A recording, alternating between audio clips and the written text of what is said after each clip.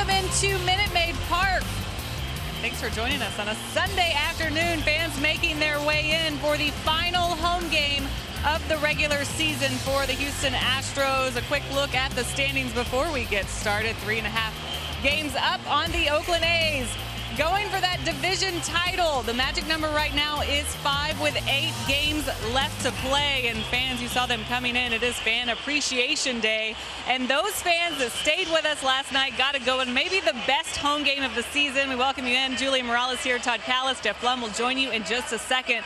Last night's game was a wild one. Evan Gaddis saying it felt like a playoff atmosphere thanks to them, but also with what the Astros are able to do. We've seen them rally in big games before, and one you might remember, I think everyone remembers, happens to be in the World Series. It was Game 5, one that they were trailing in. As you go back to that one, they were down 4. Yuli Gurriel hitting a huge home run in that one. You're going to remember the home runs of this game. You're going to remember Jose Altuve hitting one a little bit later. Things that you might not remember from those rallies, though, are how they got started. The guys who were on base kept the train moving. You heard them talk about that in last night's game as well in the comeback. But Altuve getting Maeda there. The entire city woke up with some of those movements, but they don't happen without some of the leadoff walks that we saw in those games. Last night's game also reminded us of the Memorial Day game against the Minnesota Twins last year. That was 2017, a huge comeback they had in the 8th inning there. That also started with a leadoff walk. Catch my drift here. There is a theme. It's the guys who are ahead, the guys who lead off the inning, who have those great at-bats, knowing the guys behind them can get something done. And I know the guys in the booth have more to talk about. The great 9-run 8th inning last night that helped the Astros come back and beat the Angels, guys. You're right about that, Julia. The biggest inning of the season after a really disappointing top half of the 8th in which the Angels took the lead with a 5 spot. And Blummer, our shiner spotlight is going to fall on the fact that 6 different guys had RBIs in that 8th inning. It wasn't just a big 3-run home run here or a big 3-run home run there. A lot of different guys contributed. Yeah, the amazing thing to me was after that 5-run top of the 8th, these guys didn't cave in. They came out and got things going. It was another leadoff walk for the Houston Astros. It started with Altuve. Remember his name. He'll be back in this segment when we show him later on. But he gets that big leadoff walk, and that was just the beginning of things. Marwin Gonzalez laying off a tough pitch here. Eventually ends up with a walk himself. There were 3 walks in this inning, and that's what A.J. Hinch wants to see. He wants to see quality A.B. after quality A.B., getting guys on base, and then letting these guys behind him do some damage with some big hits. Yuli started it, RBI to left field. That made it a 5-2 game. Justin Anderson stayed in for just 3 batters and issued a couple of walks to help get the rally going. And then after Yuli, Brian McCann was right in the middle. And what was beautiful about Brian McCann, he wanted to take the big swing, but the veteran inside out of that one knew he could stay small, get that big hit. Same with Evan Gaddis. The bearded brethren just staying short and compact, punching the ball the other way. Keep the line moving. Get those base hits. Don't think too big, because eventually it will be a big moment. And right here, without striking out and putting the ball in play, it puts pressure on the defense, and poor Taylor Ward threw that ball into right field, leading to 2 more runs for the Astros. Wasn't a typical shark attack, but it worked out, and then the infield was in, and then George Springer singled into center field. Evan Gaddis was racing Miles Straw to home plate, and those 2 would score, and then the guy that started the rally would finish it as well. Just keep pecking away until you get a cookie, and then make a statement. Foot down, drop the head, drive it up by the tracks, and let everybody know that that Western Division is going to be yours. Altuve and the Astros celebrating last night, a 9-run inning. They needed that win. The A's continue to win, so the lead is 3.5 as we get you ready for baseball today, Sunday afternoon. We close out the home season, and we will, throughout the course of the broadcast, have magic moments during the 2018 season here at Minute Maid Park, and we will flash back to some great times here at the stadium. We'll have more right after this.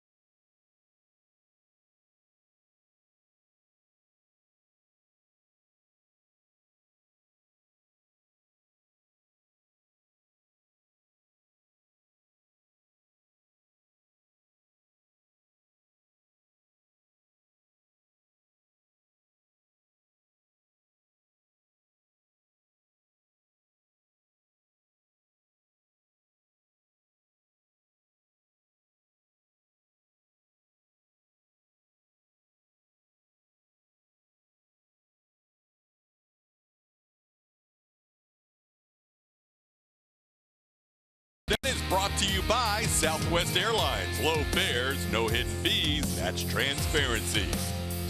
And by Volkswagen.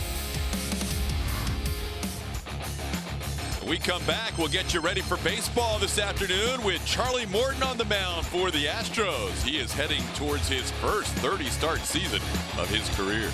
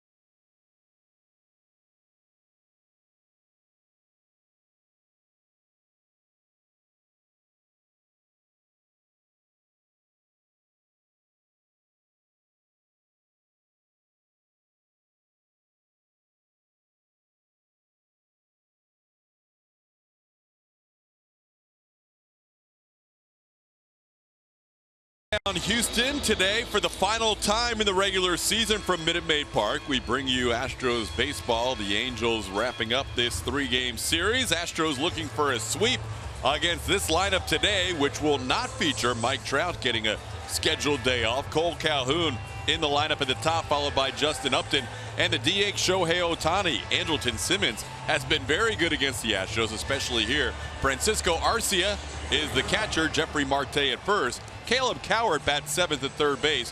Michael Hermosillo is in center field batting 8th, and Sherman Johnson bats 9th. Charlie Morton is on the mound for your Houston Astros. His first start of the season was to open here at Minute Maid Park in 2018. He will get the last start at home for the Houston Astros. 28 starts on the season. This will be number 29. He needs 5 more strikeouts to join that 200 strikeout club, alongside Garrett Cole and Justin Verlander. Astros wearing the dark blue jerseys on this final Sunday. It is another sellout tonight, or this afternoon, with the 17th sellout of the season at Minute Maid Park, as Morton delivers a ball to start this game. Cole Calhoun, as you see, has been struggling lately. 1 for his last 39, has that average at 207. It has been a season of ups and downs for Calhoun as he fouls one back. It's 1-1. Started out the year in a tremendous slump for the first 2 months, and then all of a sudden got red hot for a couple of months, and now not closing out the year like he would want to.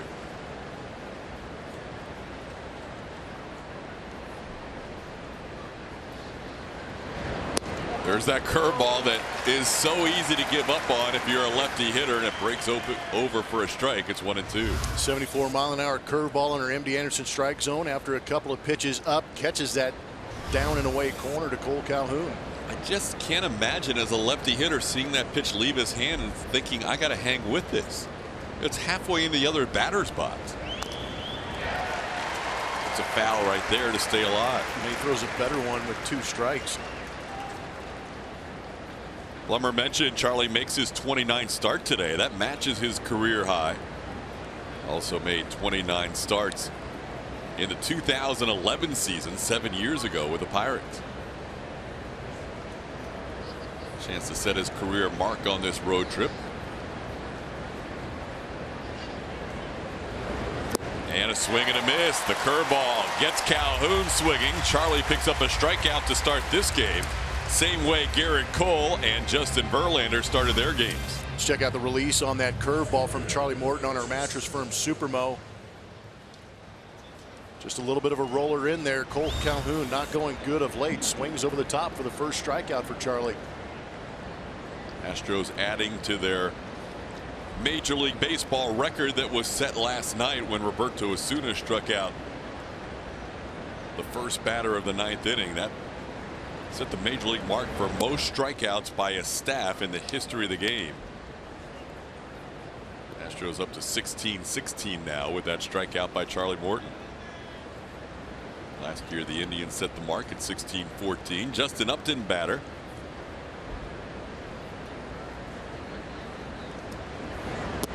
And there's that curveball, which starts at the hitter when you're a righty and breaks over for a strike. It's 1-1.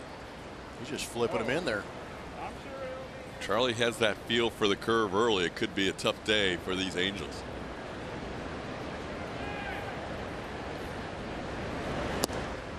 And the fastball just misses away. It's 2-1.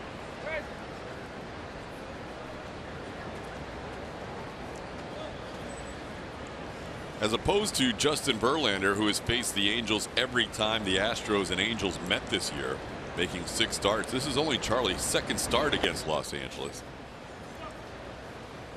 For some reason he wasn't lined up in that rotation to face them very often, and only time he pitched against them was all the way back in April on the 24th.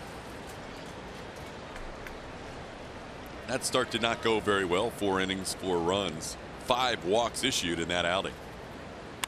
And a curveball is ripped fair down the left field line, and that's going to go towards the corner.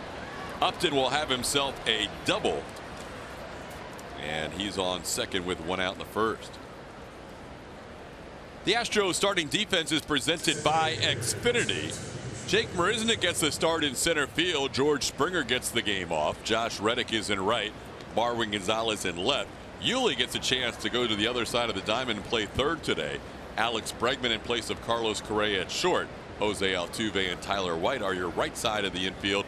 And the machete, the former Angel Martin Maldonado behind the plate.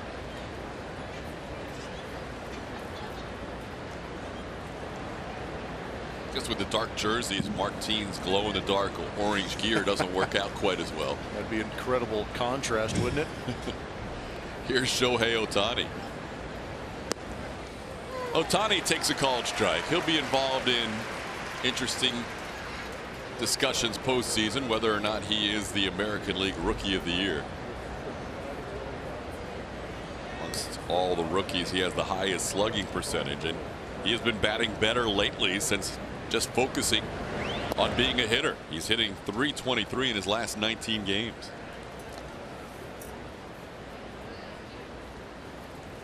Not sure anybody anticipated how that transition would go. It was kind of new territory. A guy coming over from Japan, pitching and hitting at the highest level of baseball in the world. The Angels tried to map out kind of a sequence where he wouldn't hit the day before or the day after he pitched. Now Mike Socha gets to write his name in the lineup every day. I wonder what that magic number is. There's got to be, 400 plate appearances or 15 to 20 starts, what they expected out of him. But then they're going to have to wait another year as far as pitching is concerned, with him having to have that Tommy John over the offseason. A lot of uncertainty next year. We know he won't be pitching next year, but a lot of uncertainty as to when he can become a hitter for this Angels team. I keep hearing May. Okay. Which is impressive to me. I guess it's just a range of motion issue because he's not going to be throwing.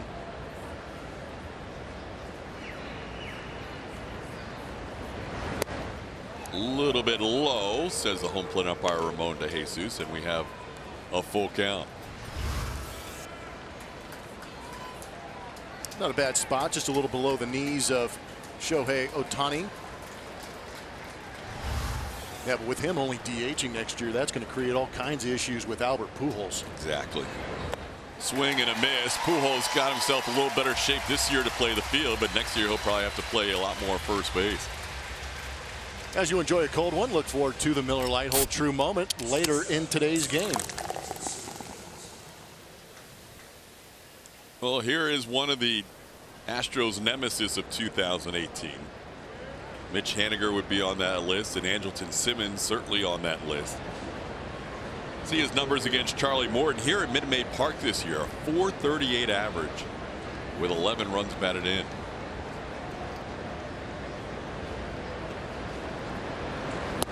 Swings through the fastball and down to the count 0-1.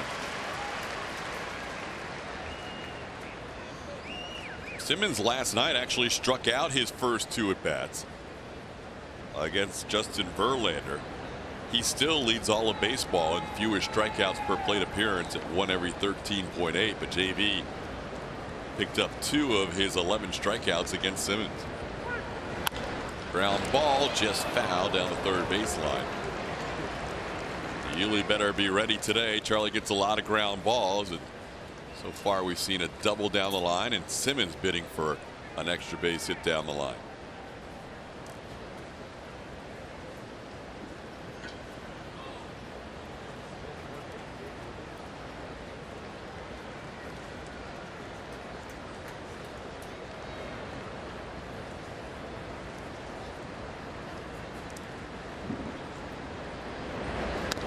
Just a piece on the breaking ball. Simmons down to a knee. Hit that right off the end of his bat. Things coming in there like a wiffle ball. Pretty good movement on that pitch for Charlie. He's thrown it as slow as 74 miles an hour and as fast as 78 so far in this game. Simmons checking the top of the bat to make sure it was still intact after that foul ball.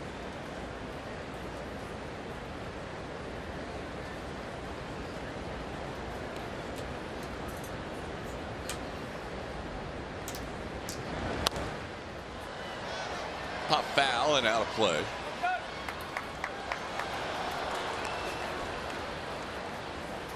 Mentioned Charlie making his 29th start, which matches his career high. He's also sitting at 163 innings. His career high in that category is 171 2/3, also back in that 2011 season.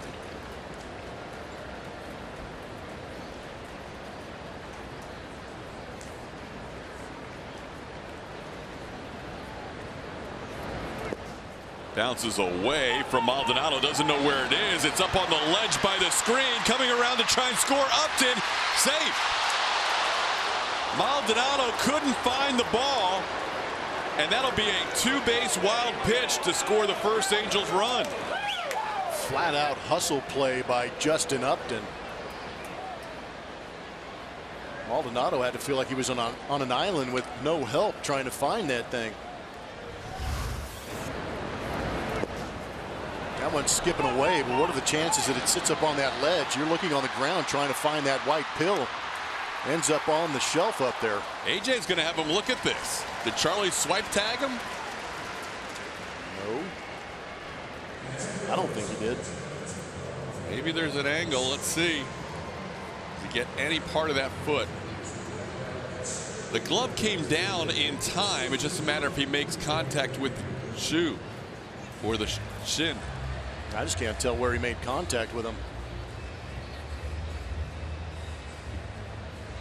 Ooh, they might have to blow that one up.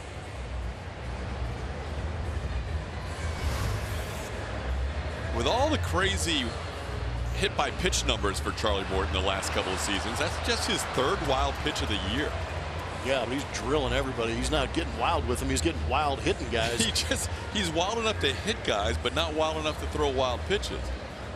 So credit his catching core this year, but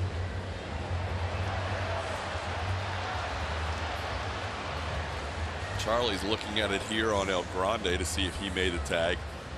Not sure if we have seen a definitive view yet. Charlie's going to throw a few pitches to stay loose. A 2-base wild pitch right now. That was the call. New York seeing if there's enough to overturn this.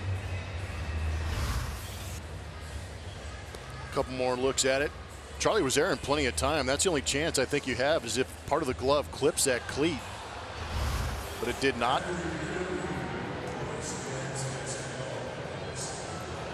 So the call stands, and the Angels have a 1-0 lead on a wild pitch. A 2-base wild pitch.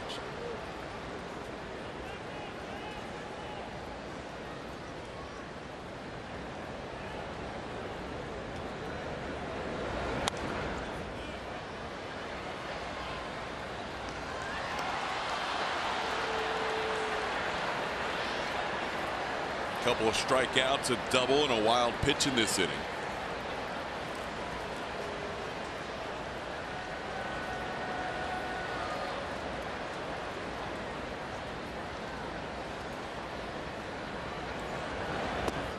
Doesn't get a chase there from Simmons. It's 2-2.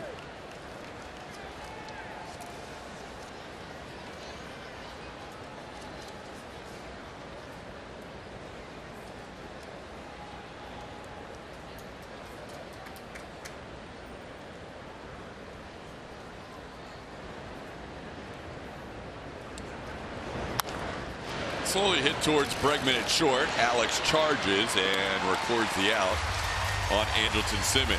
Angels lead after the top half.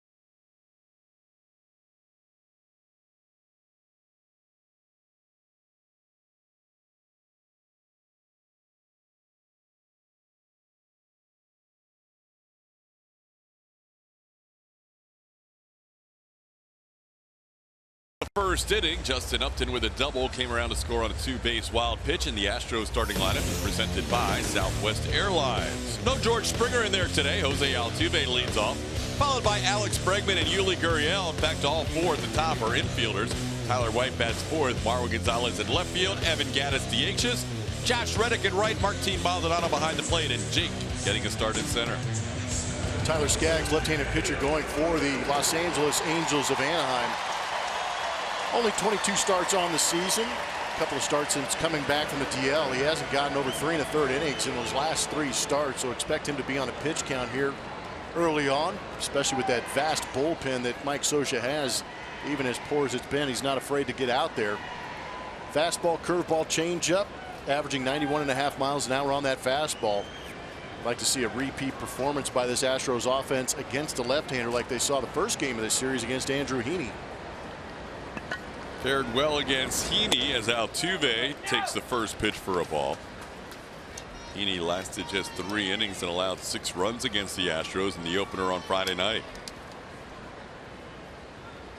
Mentioned no George Springer today.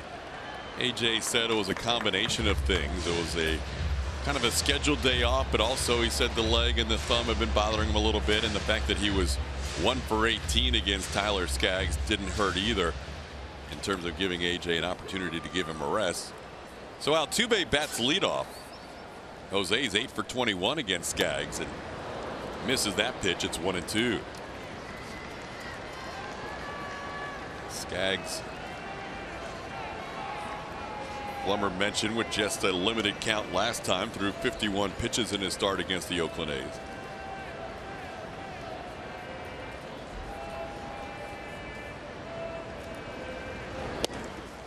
Altuve coming off big game yesterday that moved him past Mike Trout into third place in the AL in batting. Altuve was 3 for 4 with a walk and connected on that 3-run home run to wrap up the biggest inning of the year, a 9-run bottom half of the 8th for the Astros last night.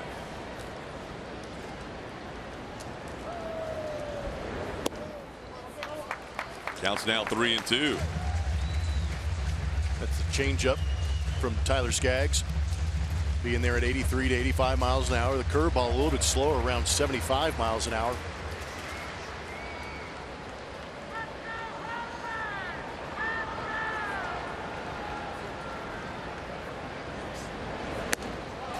Up and away. Altuve draws a walk. Altuve now with 8 walks in his last 9 games. Power Players presented by TXU Energy. And how about Yuli and Alex Bregman? Combined for .319 average and some damage against left-handed pitching. 15 home runs and 60 RBIs between them. Yuli had 2 home runs against Andrew Heaney in that first game of this series. The opposite field grand slam and a 2-run home run to the Crawford boxes. Bregman does have a home run against Skaggs, but it's just 2 for 14 against this lefty as he takes one outside for a ball.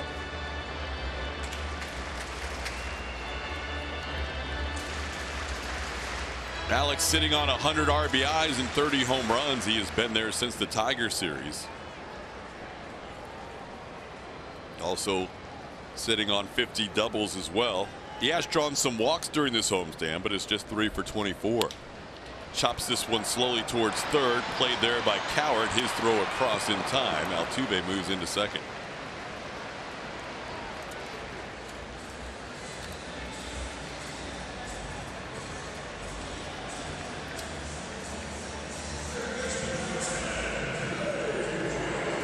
I'll bring up Yuli. Yuli has been rolling along. You see his mark the last 8 games. His last 11 home games. He has an 11-game hitting streak and is batting over 400 with 16 runs batted in those last 11 home games.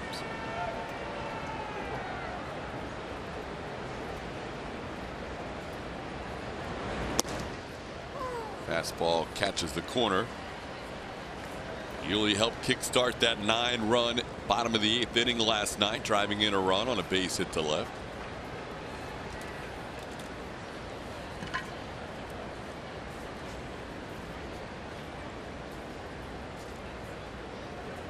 He has 8 RBI in this series already, 12 on the homestand. His at-bats have been really solid lately. Saw a little bit of a hiccup for Yuli about a month ago where he just wasn't hitting consistent line drives, but he is back in that line drive mode. Yeah, ripping singles up the middle and using the entire field. He's got a runner in scoring position, which usually bodes well for Yuli. He fouls this one back. It's 1-2. Yuli has moved up to second in batting average and with runners in scoring position.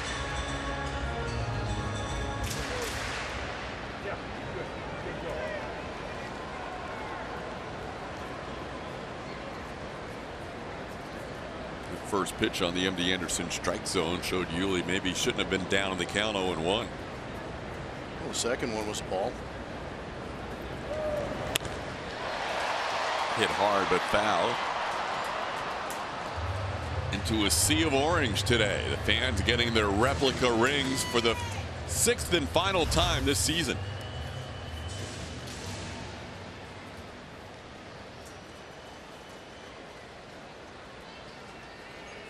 A little bit quick. Yuli, if he backs that up just a hair more, he probably launches it out of here.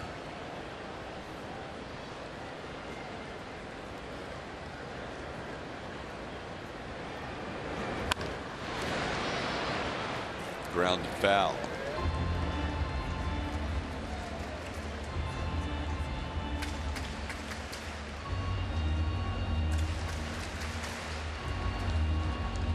Heaney's had good numbers against the Astros, also has pitched well here at Minute Maid Park. Sub-3 ERA.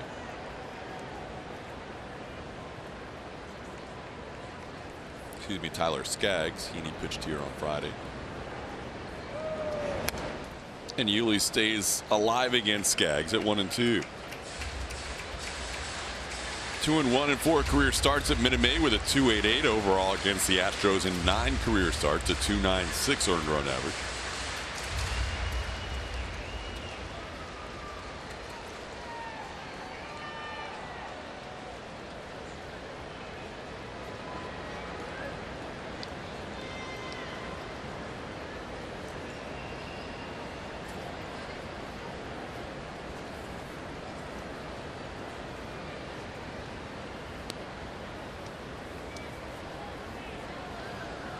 Skaggs and Francisco Arcia not getting together on this sign. Yuli down to the count 1-2.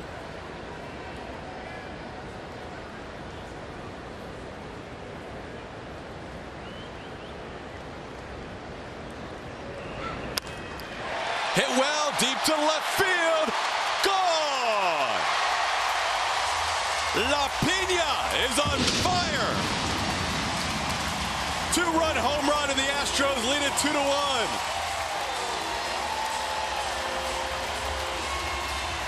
Why throw him a breaking ball that comes back to him in the zone? The way he's swinging the bat on this homestand, he shouldn't get anywhere near him. They tried to challenge him with that fastball up and away previously, and he fouled off with a good swing. But if you're going to throw that curveball, bury it. Yuli making him pay. 10 RBIs in this series and now 14 on the homestand. Oh, the pineapple's feeling good. George Springer has all day to mess with him since he's not in the lineup. Yeah, that thing is sprung. Here's Tyler White. Yuli has hit in all 9 games on this homestand, and now, as Blummer said, up to 14 runs batted in. Taking a lot of the headlines away from the Shark lately. Here is Tyler. And he takes a strike as 1-1. Yuli can't wait to get to Toronto, catch up with his brother, and play a series against Lourdes Jr. for the first time. And he is going to be carrying a hot stick with him up to Canada.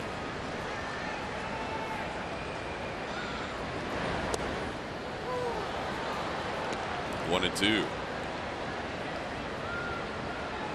White was the pinch hitter last night when the Astros were down 1 and had the bases loaded. Angels committing an error on a ground ball to third that scored the tying and go-ahead runs. White in there today at first base.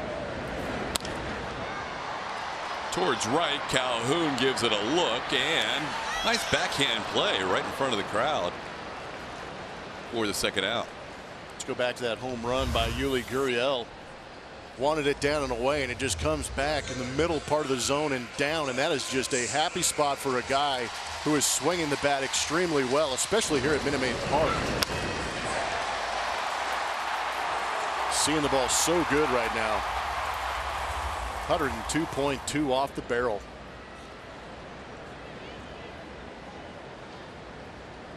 Yuli now with 84 runs batted in. He continues to increase his career high. Here is Marwin Gonzalez. Marwin takes a breaking ball for a strike. Hugs for homers has turned into deadlifts for dingers. Yeah, what's happened there? It's a little aggressive by Tony. Kemp has decided to be the, like you said, the deadlifter for every guy that comes into the dugout after a home run now. What happened to him jumping into Yep. the arms of Gaddis? Yeah, usually his launch angle is into another man's arms. Now it is he's just carrying guys. We've had all sorts of dugout stare celebrations started by Alex Bregman, and now the hugs for homers has turned into a little different tack for Tony Kemp. Marwin down to the count here, 1-2. Marwin saw his hitting streak snap last night. Had a 7-gamer snapped. He's still been very solid since the beginning of August, hitting close to 300.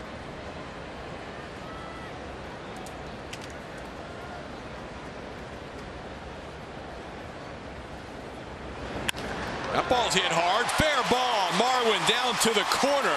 He is digging for two, and he will get there. Astros with their second extra base hit. Marwin Gonzalez a 2-out double.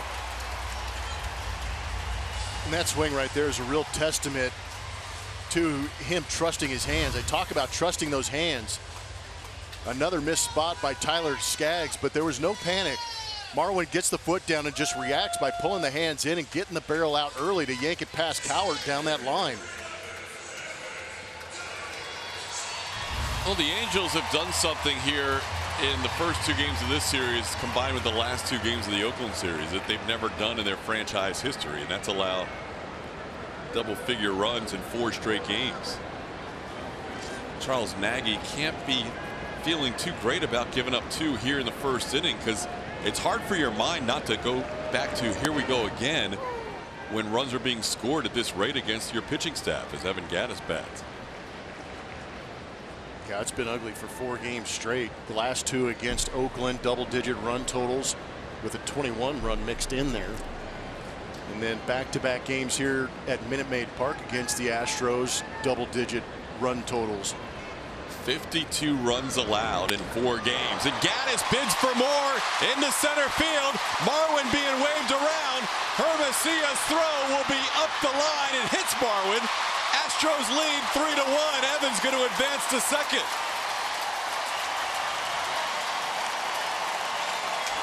A lot going on that play. A whole lot going on. But what's great is Evan Gattis hitting a rocket back up the middle. Marwin avoids it. How about Gary Pettis just waving? Sending Marwin testing the young arm of Hermosillo out there in center field.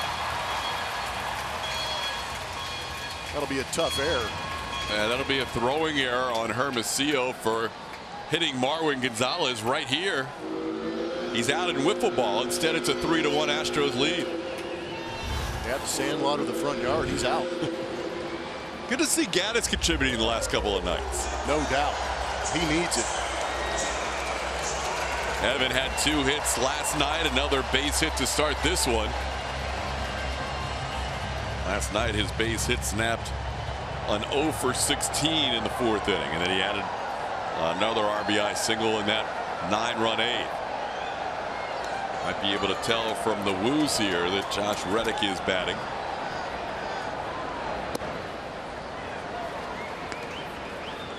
And a pitch inside to Josh. It's 1-0. Gattis picks up RBI number 76 on the year.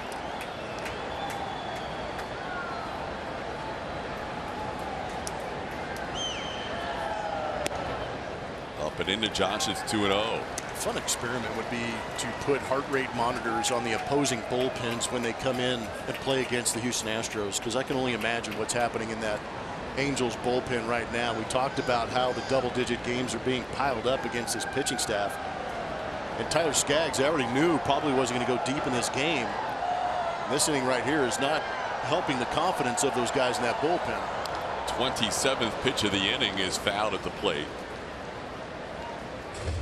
Count of 2-1.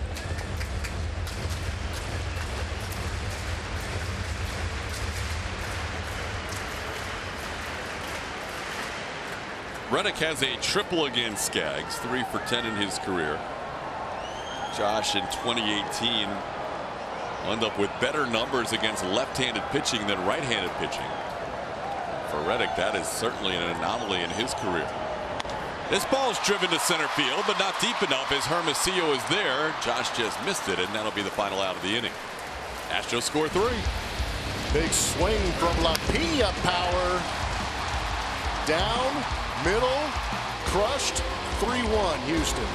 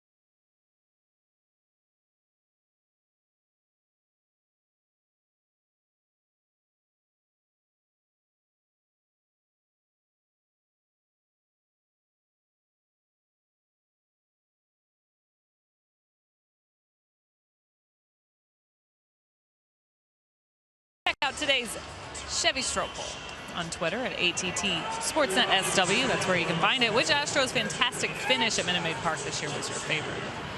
Was it Eric Hosmer overrunning the pop-up? That had to do with Alex Bregman. Another Alex Bregman walk-off home run against Toronto. Luke Roy bat throw in the 11th. Bregman had something to do with that one too. Tyler White's walk-off home run against the Oakland A's. Vote will let you know which one wins. Might have some video for you. I can actually promise some video for you. We'll let you know which one wins later. TK. Bregman's got a 75% chance of winning today's Stroke poll. Well, this is not good. We have a new pitcher in the game in the second inning. And it's not necessarily bad because it's Framber Valdez, but you never want to see Charlie Morton leave a game. And Charlie's out, and here comes Framber. Yeah, Framber in the ball game. He was scheduled, I believe, to pitch in Toronto the third game, possibly. But now here he is in the game for Charlie Morton. And just something that I noticed, didn't really mention it on air, but the first pitch of the game was at 89 miles an hour from Charlie Morton. And he proceeded to top out at 94 miles an hour. And when we see not the similar velocity that we're accustomed to with a guy like Charlie Morton, it kind of makes you wonder. Hopefully nothing major. This is certainly not the time of the year you want to see anything happen. Not that you ever want to see anything happen. We mentioned Charlie matched his career high with 29 starts today. And now out of the game after one inning. Framber gets Francisco Arce on a sharp ground ball, but Bregman was in a good spot. Well, Framber, he can go 4 or 5 innings if you want, and he can maybe even go more than 5 if he's able to command the zone. And that's been the big issue with Framber Valdez this year. Yeah, that's really been the biggest difference between him and Josh James. The numbers are very similar until you get down to the walk numbers. And it's just command of that two-seam fastball you'll see run to the arm side or away from right-handed hitters. And he's got late nasty break on that curveball, but it's just command. We will see how long AJ will stay with Framber, because he is scheduled, and that can obviously change after today, but he is scheduled to be the starting pitcher on Wednesday in the final game of that series in Toronto. So that would be just 2 days rest in between this outing and that scheduled start. Breaking ball in the dirt is 2-1. So we'll wait to get a report on Charlie Morton, who leaves after one inning, allowed 1 hit through a 2-base wild pitch.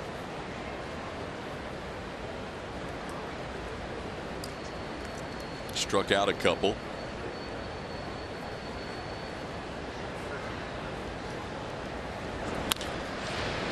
On the ground foul.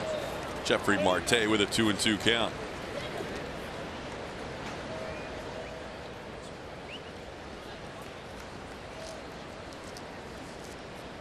AJ said Framber was available out of the bullpen for this series.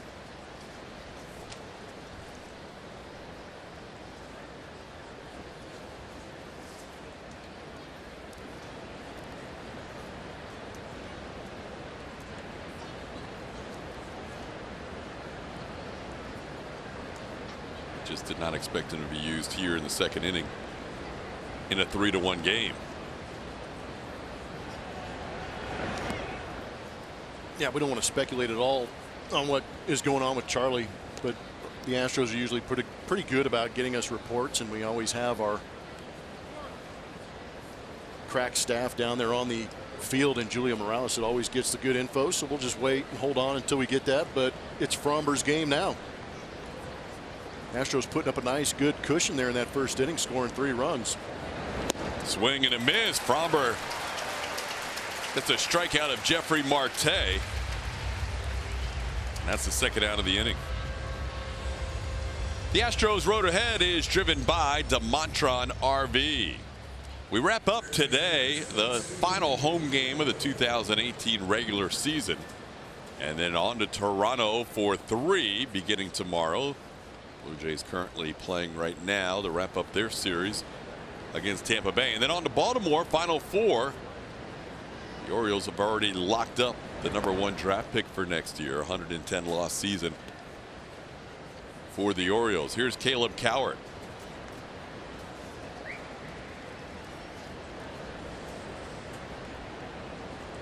Cowart 11 for 90 on the season. Hits one the opposite way. Long run Reddick, and that is going to drop in for a fair ball and bounce into the crowd for a double. Cowart with a little fly ball that found a good place tucked inside that foul line.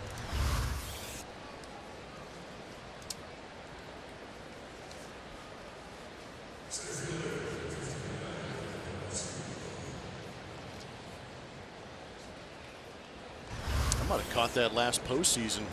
That's where I was sitting. That was your section? Yep. Moving over to the other side this year, huh? Yes. All right. I was on that left field side last year. I wanted to be closer to you. That had nothing to do with. No, all you. The fact that you could catch a beverage not too far away. That always helps. That was what our first choice was. A little left field patio area is a very nice and easily accessible spot for the postseason beverage. We still have 7 more broadcasts after today, and then we become one of you guys sitting in the stands for the postseason. Here's Michael Hermosillo. Hermosillo with a 1-1 count.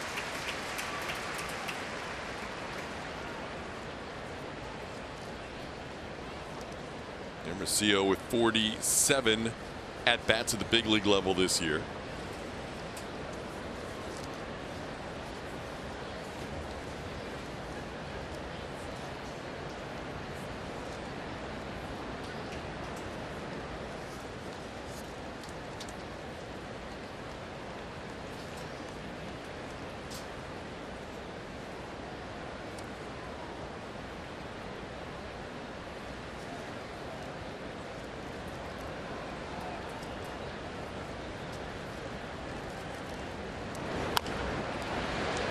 Tap foul down the third base side. Framber ahead 1-2. Framber Valdez taking over for Charlie Morton in this second inning. Angels have a couple of doubles to get today.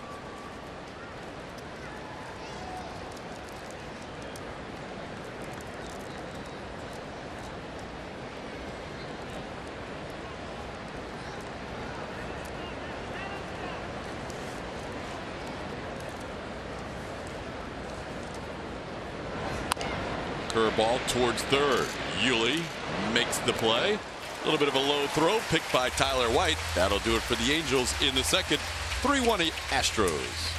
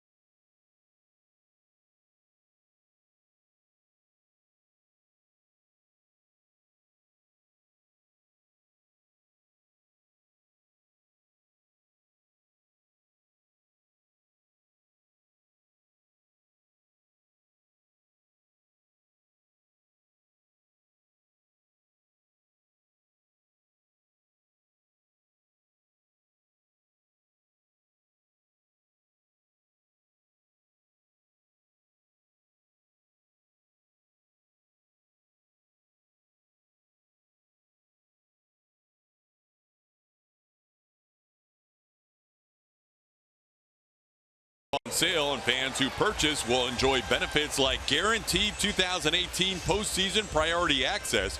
Visit astros.com/season tickets or call 1-877-9-ASTROS for more info.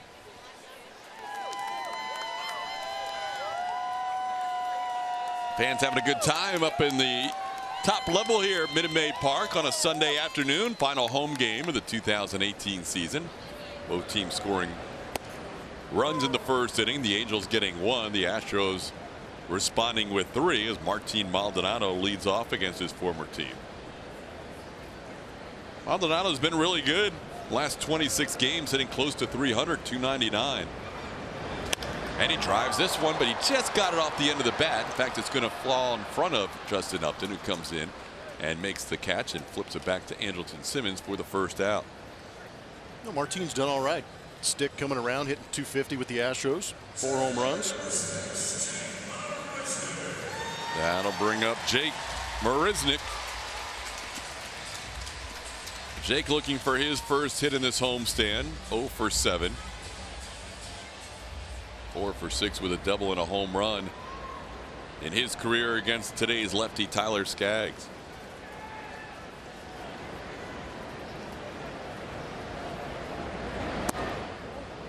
And first pitch misses, ball 1.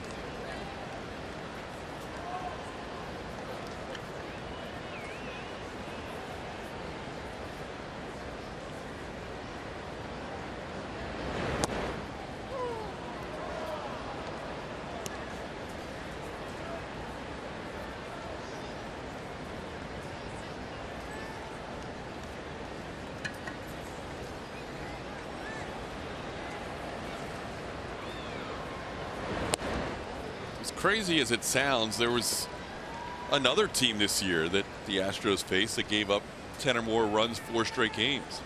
Yeah, we were talking about the Angels for the first time in franchise history going 4 straight games, giving up double-digit run totals. Jake breaks his bat and pops one to second. Johnson is there. And it's actually the second time it's happened this season, but we're going to name that Astro. Brought to you by Nissan. It's easy being green. Pinch me. I'm dreaming. Philadelphia freedom. If you know who that Astro is, presented by Nissan, go to @ATT Sportsnet SW and tweet your answer to them, and we'll keep you posted later in this ball game who that Astro is. But going back to what you were talking about, TK, it's the second time it's happened this season, and both the A's and Astros involved in that. Chicago White Sox. We'll get back to it. Somebody doesn't want me to tell the story. Altuve pops one up on the first pitch. Johnson makes the play, a 7-pitch inning, and we'll have more after this in the 3-1 game.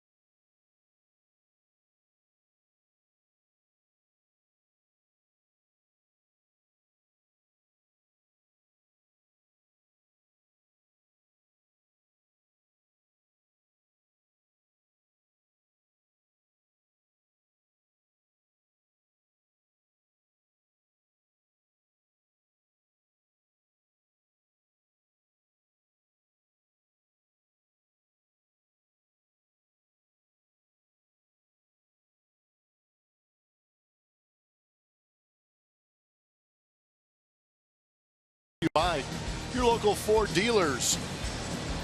In this series, the bats have come alive for those double-digit run totals we're talking about. But how about the last 2 games between Garrett Cole and Justin Verlander, combining for 13 innings pitched, only allowing 3 runs, 0 walks, 23 strikeouts of Angels between those 2 starters in Verlander and Cole.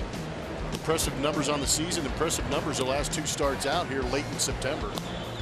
Yeah, it's been so much fun to watch those two guys just go back and forth, both having huge seasons for the Astros, and they'll finish 1-2 in strikeouts. It looks like Verlander will get the last start as Cole and Verlander have gone back and forth, and they'll both get one more start on this next road trip.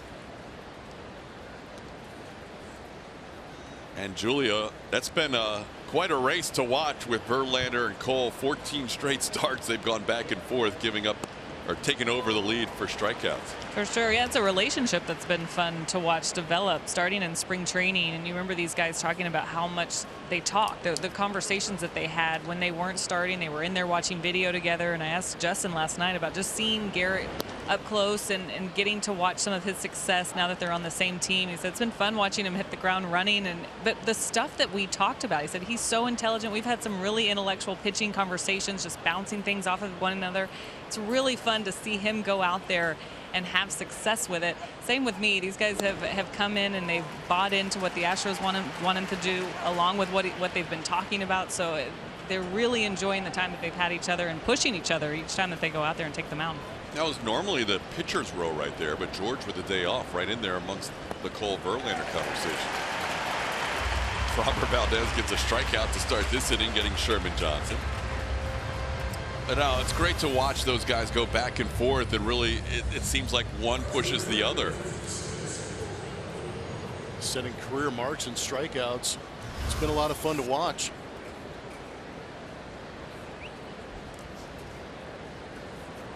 How about Valdez now? 5 batters in, doing a decent job commanding the zone. If he can do that, lights out. He's got a lot of soft contact and a lot of weak contact so far this year in his starts and his now second relief appearance. Yeah, we've seen him be a really tough guy for other hitters to barrel up. Even that double that he allowed in the second inning was just a pop fly placed in the right spot.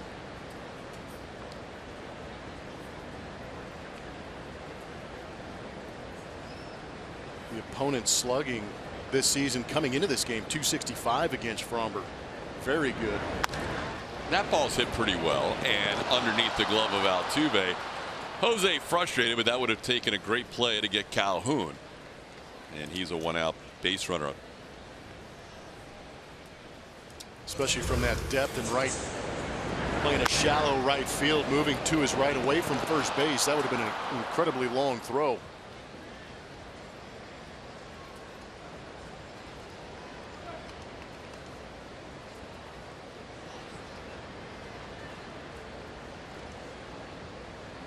Can't make them all, Jose.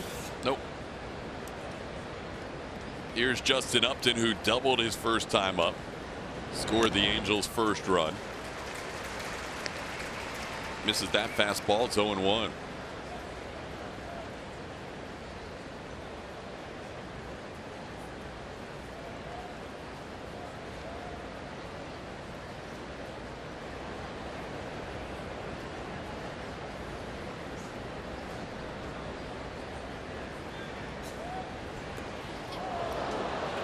That hits Upton. We were mentioning Charlie Morton had only thrown 3 wild pitches this season. Framber in limited innings has thrown 5 wild pitches, and now he's hit a batter. That's the 4th batter he has hit this year.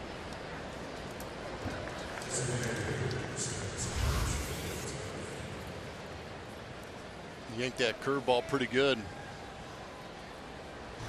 If I'm not mistaken, all 4 hit by pitches have been on that breaking ball. A couple of left-handed hitters with that breaking ball that just didn't break.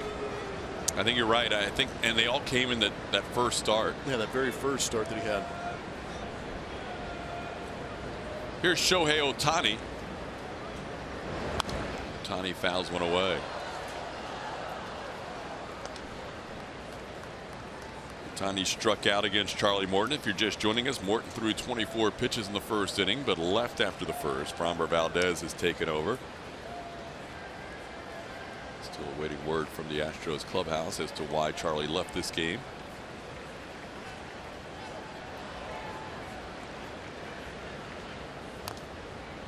And Framber ahead of Ohtani 0-2.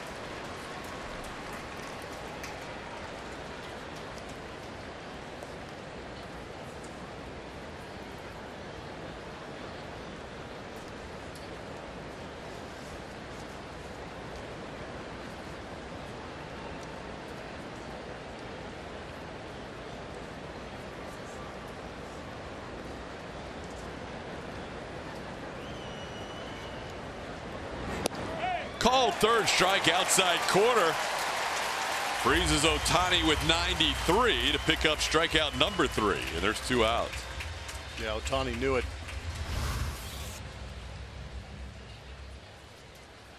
That, if he is able to command that side of the plate with that fastball that runs back, that's a great visual of it.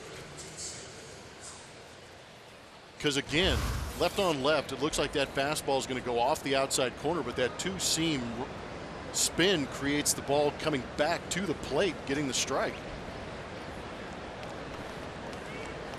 Now he'll face Andrelton Simmons.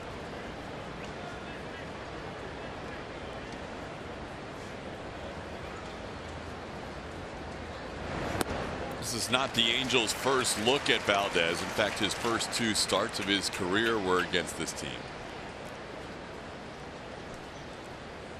Framber pitched against Los Angeles in Anaheim on the 26th of August, and then 5 days later on the 31st, right back here at Minute Maid Park.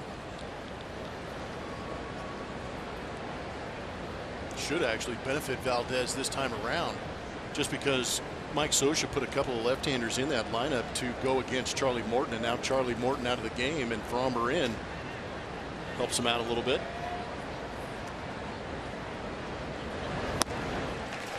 Swing and a miss, 0-2. Crazy part about those 2 starts against the Angels that he had prior to today's relief appearance is his line was the exact same in both starts. 5 innings, 2 hits, 1 earned run, 3 walks, 3 strikeouts.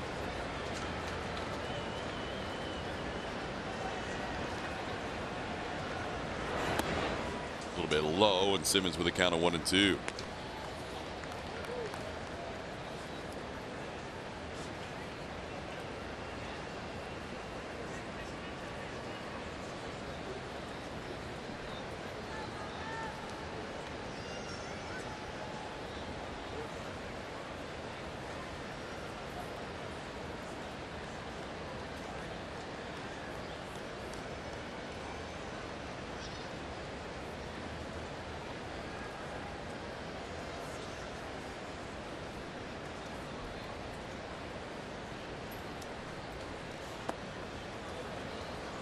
Two and two.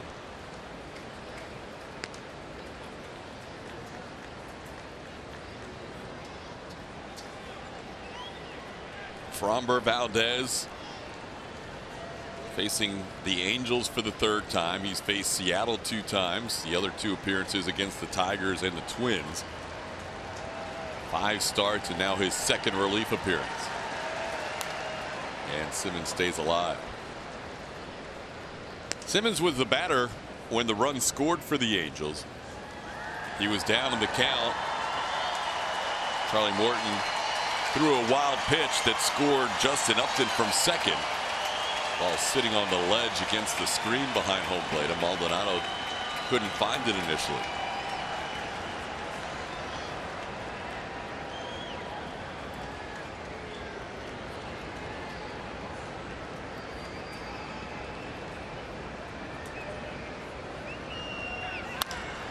Chop towards Pregame, 2 hops. Alex throw in time to get Simmons for the final out of the inning. Framber strands 2, and the Astros lead 3-1.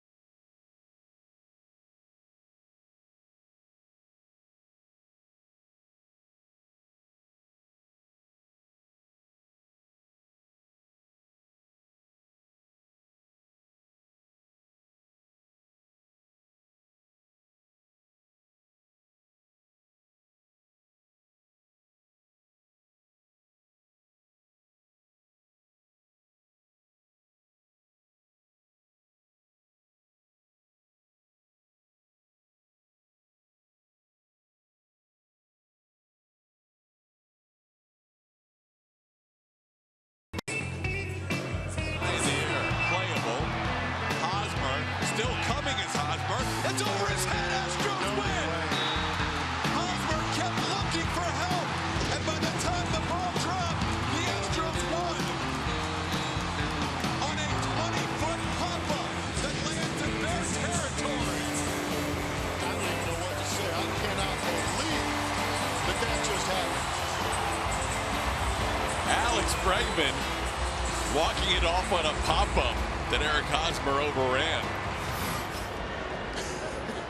What a moment early in this season here at Minute Maid Park. Didn't really recognize the complete deflation of Hosmer once he realized he overran that. It was amazing. Like on April 7th, part of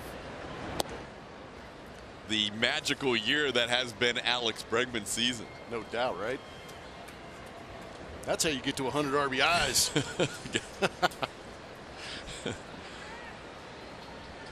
Alex grounded out his first time up. And takes a strike on the outside corner. It'll be Alex, Yuli Gurriel, and Tyler White here in the third. Astros lead at 3-1. Yuli with a 2-run home run and Evan Gattis with an RBI single. Alex now down to the count. 1-2. It was a well-located fastball to get ahead of Alex.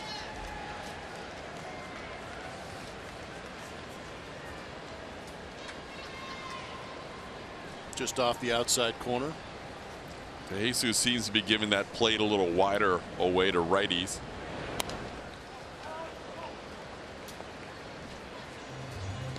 Yeah, we've kind of developed a trust in watching how some of the Astro hitters react to the strike zone. Alex Bregman is one of those guys. If he questions it, I question it, because he's done such a good job all season long of commanding that strike zone and knowing which pitches to go after and which ones not to. 93 walks, third in the American League. This ball's hit hard past a diving Coward into left field. Bregman turns it first, and he will hold up as Upton gets the ball back in. But Alex, the leadoff base runner in the third.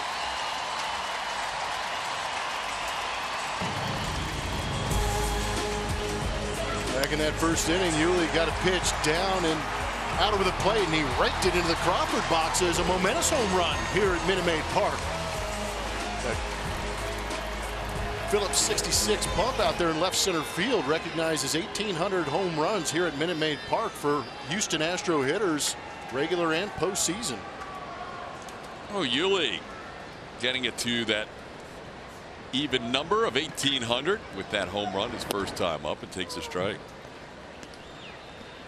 Hopefully that home run pump will be spinning a little bit in the postseason like it was last year. Believe that. Yeah, it got a workout last year. Whew. Alex Bregman, first ever postseason at bat. Jose Altuve, a 3-home run game.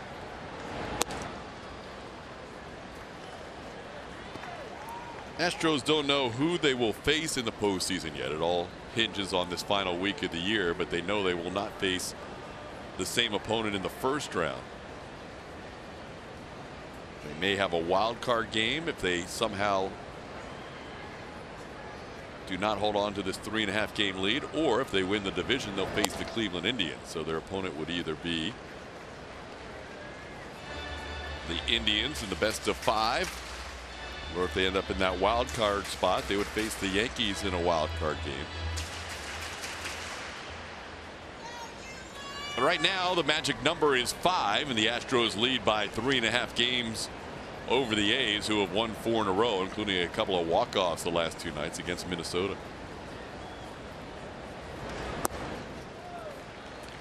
Still not out of the question that the A's could win 100 games. That's how good they have been. Well, I think it was the pregame you mentioned. You can't worry about them anymore. They're a juggernaut. They're just finding ways to win games. All you can do is control your own destiny if you're the Houston Astros, and go out and win as many games as you possibly can yourself. 60-25. Come on. That's their last 85 games. That is a winning percentage of over 700. Yeah, there's a lot of it you can explain. Some of it you can't. But winning teams, along with being good, have to be a little bit lucky and have some good timing. Seen that with a couple of walk-offs this year at Minute Maid Park, but it is definitely going the A's way here late in the season again. Organization has a history of some monster Septembers.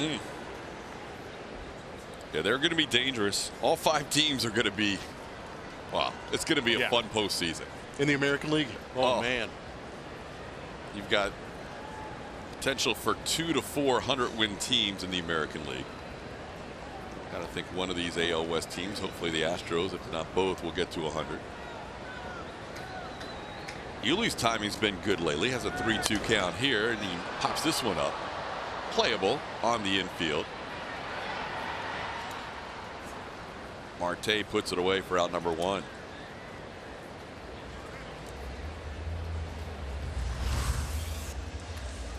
Backswing catches Arcia. He was coming up out of the crouch. Not entirely Yuli's fault. Just a combination of a big swing and the catcher coming out of his crouch. Here's Tyler White, flied out to right his first time up.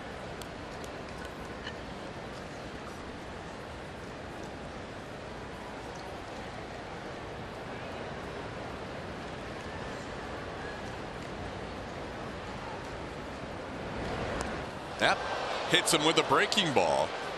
Well, Tyler hit by a pitch on the front foot. Astros with 2 runners on now with 1 out.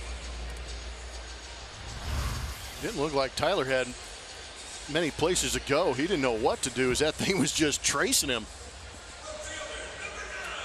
Back left jump. No. Ow. He was moving the wrong leg. Yeah. He was. Don't hit my back leg. Ouch, my front leg. Playing it with the front. Tyler seems to be okay as Marwin will bat. Marwin hit the ball hard down the left field line his first time up. One thing we've seen from Marwin here in the better second half is the right-handed at bats have been a lot stronger. He's got all 5 of his home runs right-handed in the second half this season. Takes a strike.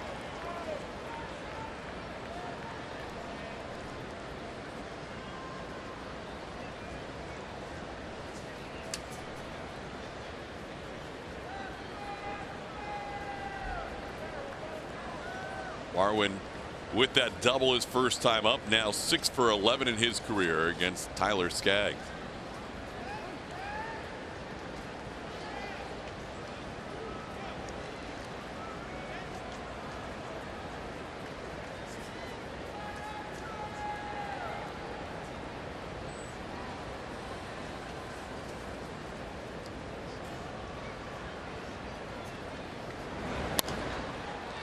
Slash the other way, down on the count 0-2.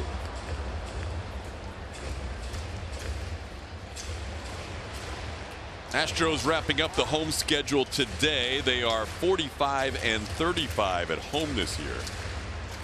10 games over 500 at Minute Maid Park. They are 30 games over away from Minute Maid Park and have reached 40 games over 500 for the 3rd time in franchise history. AJ Hinch has seen his team in 2017 and 18 get to 40 games over. Last year they accomplished that on the final day of the season, getting to 101 and 61.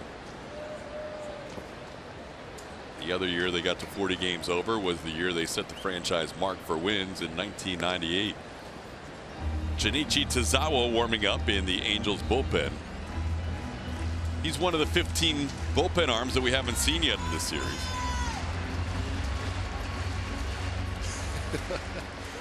Amazingly enough. So does he qualify to say that he has not given up an earned run in this series? Yeah, he's not culpable for all these double-digit runs scoring. Although I do believe he got into one of those 2 games against Oakland.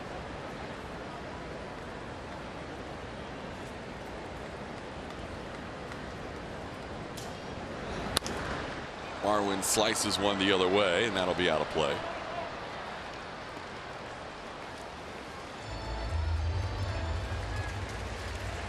Well, the good news about the Astros, and we've mentioned this probably a week or 2 ago, playing all the remaining games on their schedule, either on the East Coast or here at home, is that they can post a score. They can put pressure on the A's every single day. Right now, Oakland's, getting ready for their game, and they're like, their Astros are winning again. Yep. Last night, there's probably a wave of emotions in Oakland when they saw the 5 spot go up on the board at the top of the 8th for the Angels, only to be followed by utter deflation as Marwin checks on a close pitch and does not swing. But that plays into the theory that you talked about. Take care of your business, and they get to do it first out there on the East Coast. But you're right, it could play a little bit into the mentality that if it can affect the Oakland A's, and just knowing what they have to do to keep up with the Astros or try and catch them. Oakland can celebrate today if they get a win or the Tampa Bay Rays lose, although the Rays are winning behind Blake Snell today 2-0. Wow. Snell goes another 6+ innings of shutout baseball. But if one of those things happen, then the A's will wrap up the 5th and final playoff spot. Marwin to left field, base hit. Pregame around third. He will score. Astros lead it 4-1. Marwin an RBI. He's 2 for 2.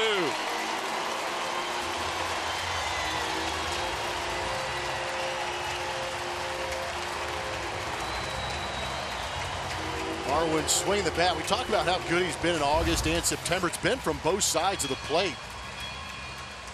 Did a good job staying on that fastball, hitting it hard through that 5.5 hole on the left side. Bregman gets a great jump on it. We know what Gary Pettis is going to do. He's going to wave him.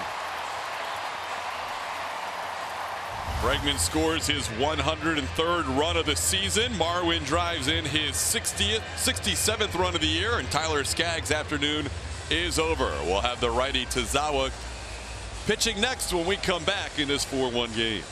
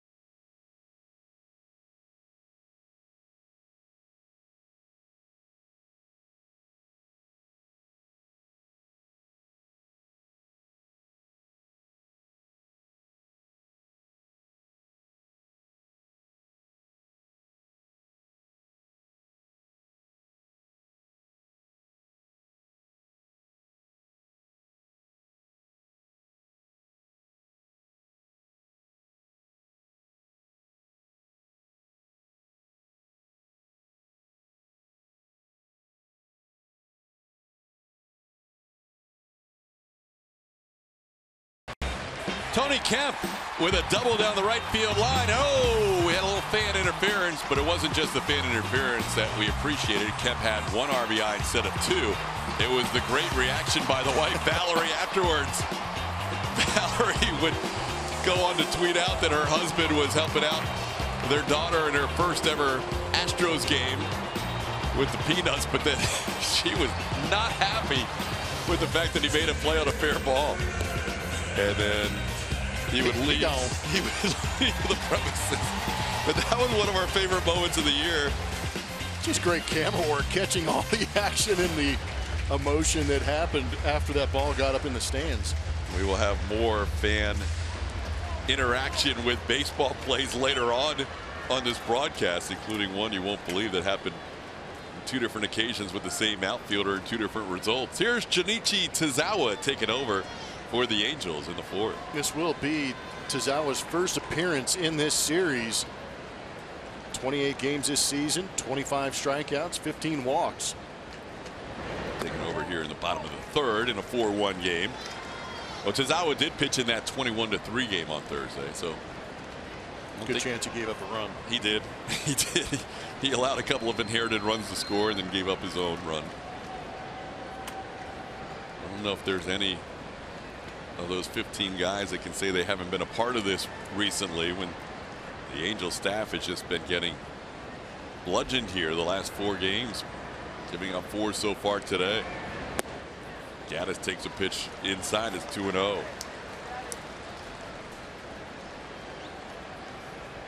StatCast AI powered by AWS shows you what Evan Gaddis is dealing with. Tyler White out there after the hit by pitch. Marwin with the RBI base hit at first base.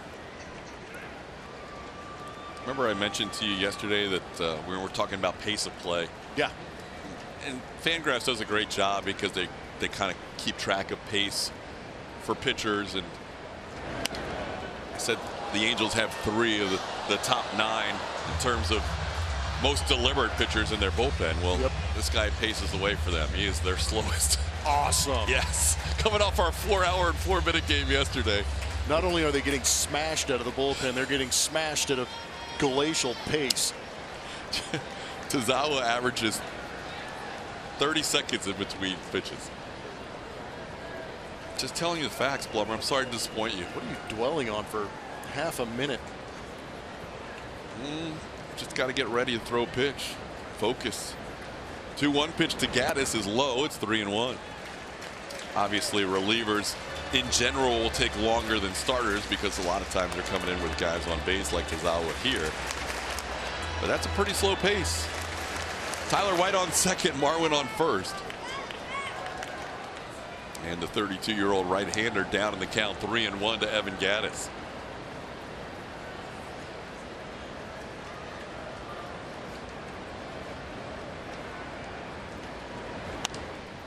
Gaddis fouls one back and just above us. We didn't get any foul balls up here this year. No, we didn't. One just to our left in the Spanish radio booth.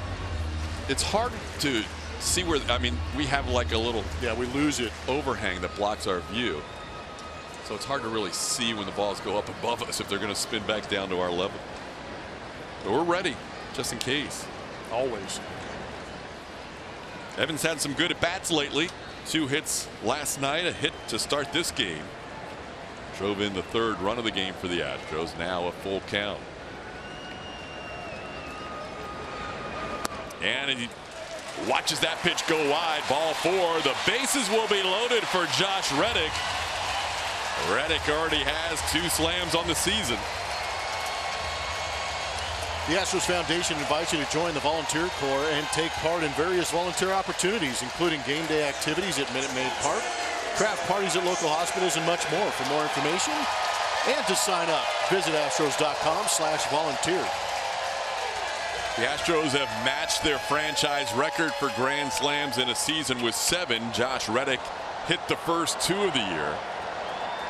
April 3rd against the Orioles and April 21st in Chicago against the White Sox. Takes a strike. Josh flied out to center field his first time up.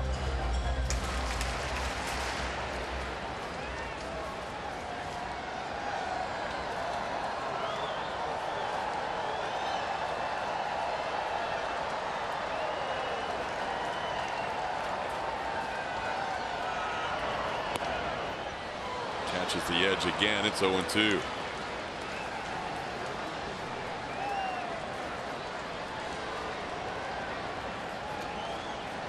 Where you have to be careful of the splitter. Tozawa throws the splitter more than the curve to lefty hitters. Likes to go to that pitch with 2 strikes. Hanging splits are good to hit out. That's a good point.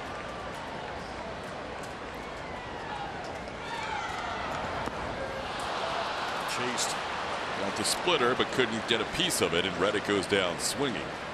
That's a big out for Tozawa and the Angels, and out number 2.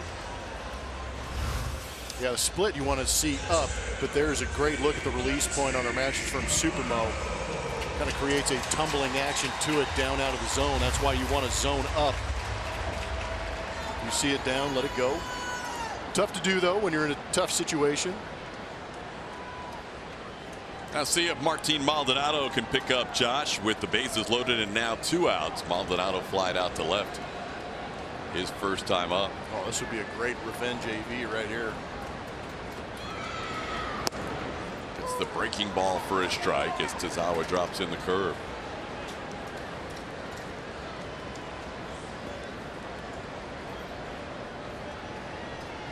Runner at every base. Tyler White at third. Marwin at second. Evan Gattis at first.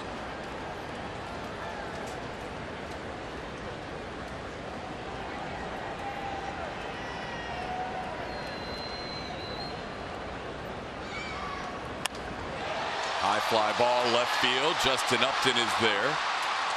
And in front of the warning track puts it away. Astros leave the bases loaded. They lead 4-1 after 3.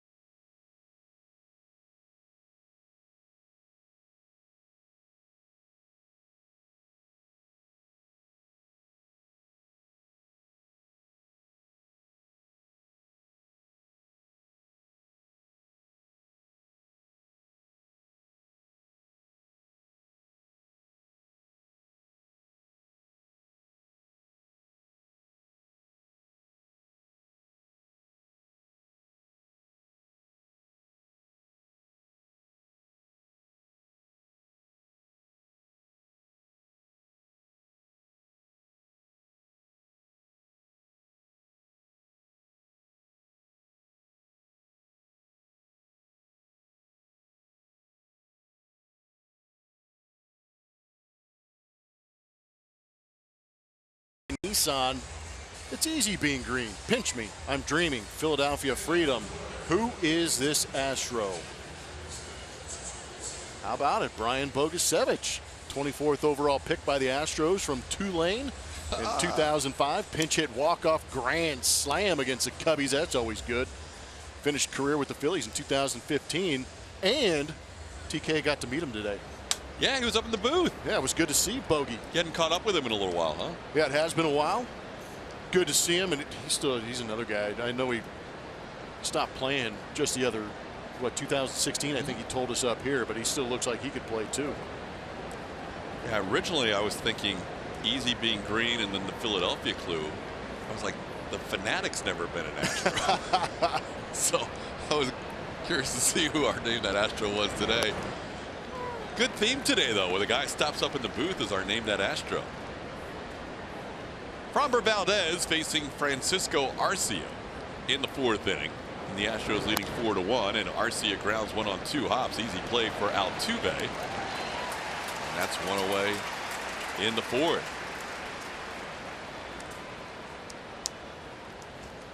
So far, we've seen Framber Valdez throw 33 pitches in this relief outing, and 23 of them have been strikes. That is by far his best ratio we have seen in any outing so far. Well, he came in the 2nd inning. It was 1 for 4 in first pitch strikes. The next inning he goes out there 4 for 5. So that is a number that trends in the right direction. And he knows he's going to be better when he throws those first pitch strikes. It's just a matter of harnessing the ability to throw that pitch right there, that fastball, for a strike early with that much movement on it. That 2-seamer has run, as you just saw. We saw it incredibly against Nelson Cruz in an at-bat, where it looked like it was a wiffle ball almost going the other way. But that's why you see Martin Maldonado setting up right in the middle of the dish a lot, as this one is pulled foul as Marte sends one into the crowd. Maldonado knows this is a kid that has incredible movement, and he's still harnessing his command. And so you'll see Martin, and occasionally they'll move in and out, but you'll see him a lot early in the counts, especially just set up right down the middle of the plate. No, I agree, and I really feel like it's the last 3 times we've seen Framber on the bump is when we've seen catchers start to just line up down the middle and let the action of the pitch do its job. Just when they want a little bit inside and they get a broken bat on it. As Marte blows up his bat at the plate, it's now 1-2.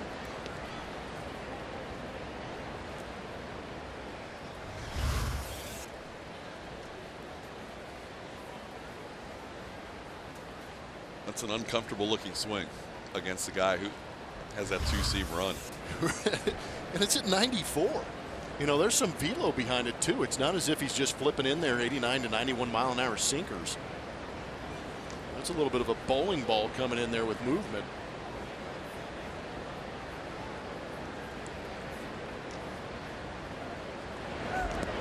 Now he spins the breaking ball and doesn't get a chase. It's 2-2. Well, Valdez, certainly an interesting story. A guy who signed late in his career and has made his way through the system, and now here he is pitching in the major leagues for the first time. Valdez, who is now 24 years old, won't turn 25 till the offseason. Didn't sign until right before the 2015 season. And at age 21, that's a little bit later than most guys that sign out of the Dominican. That is very true, and it's kind of similar to Josh James too. A couple of guys who've had to really earn their way to get here to the big leagues, and I wonder if that has anything to do with their composure on the mound. Just when we were raving about his command, Framber loses his first batter. That's just the first walk allowed by Valdez.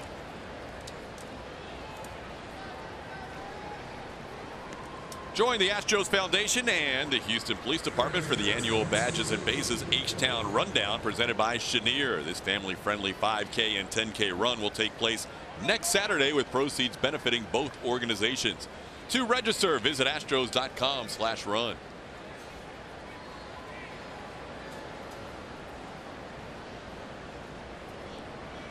Here is Caleb Coward, who doubled down the right field line his first time up and takes a strike. Framber facing this part of the lineup for the second time around. Coward has one of the 2 hits allowed by Valdez. He's also hit a batter and walked a batter in 2 1/3 innings.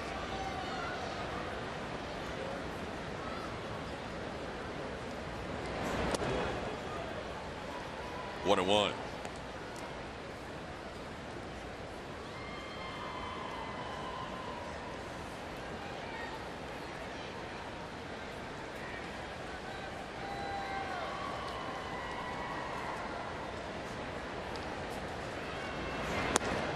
There's a strike on the edge, 1-2. While the Astros play their final home game of 2018, the Angels wrap up their road schedule today. They'll head back to Anaheim and have a 6-game homestand to finish out the season, 3 with Texas and 3 with the Oakland A's to wrap up 2018. It's been a tough year for Mike Scioscia and the Angels.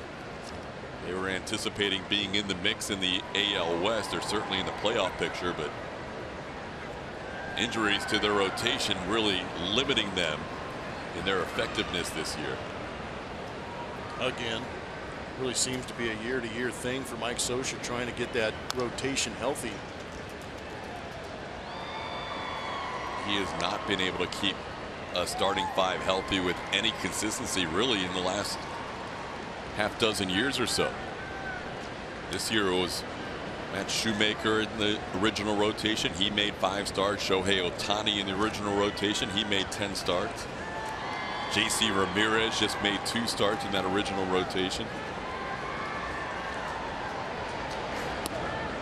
Framber misses inside. It's 2-2. They've had 3 guys in their rotation get over 20 starts. Andrew Heaney at 29, Tyler Skaggs now at 23, and Jaime Barria 25. A couple of guys at 16 and a 14 mixed in there, and 10 starts, so that's tough to go with. Swing and a miss. Coward goes down swinging. Missed the breaking ball from Valdez, who picks up his 4th strikeout. That's the 2nd out of the inning. Another strikeout of an Angels hitter on the curveball from Framber. Just a wave at it from Cowart. And again, it's a decent location down and away, but that late break seems to be another gear that really snaps it down underneath the swing of hitters. Here's Michael Hermosillo, takes a pitch outside. The other side of that coin with the health of your starting rotation is that the Astros, when Framber Valdez made his major league debut on August 21st, the Astros went all the way from opening day until August 21st when Brad Peacock was the opening pitcher in that game against Seattle, and Valdez came in out of the bullpen. That was game number 126. It's incredible. Yeah, the exact opposite of what Scioscia's dealing with. Astros went the first 125 games with 5 starting pitchers.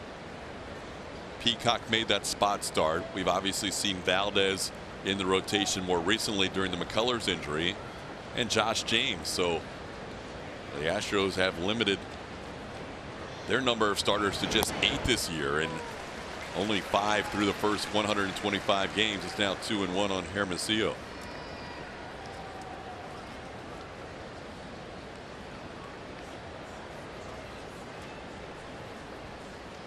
Valdez about to make his 50th pitch out of the bullpen. And it's 2-2.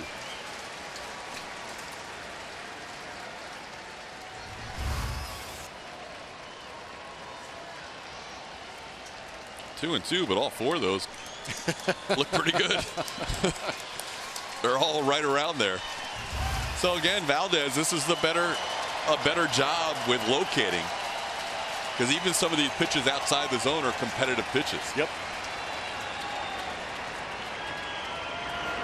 Doesn't get a chase there. It's a full count. So Marte will head off first base with 2 outs.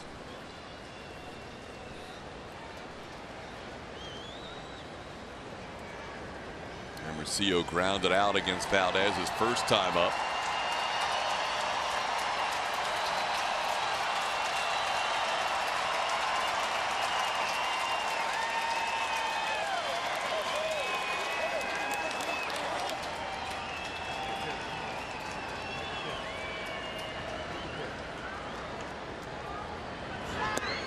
There's one way outside. So Valdez does end up walking 2 in this inning. Framber has walked a minimum of 3 in all of his starts this year. And now he'll face the number 9 hitter Sherman Johnson. Last one almost looked like he was trying to throw a strike and was nowhere near the zone.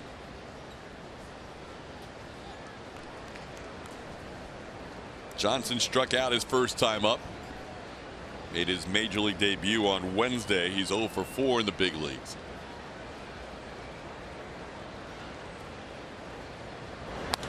And that ball's hit hard but foul.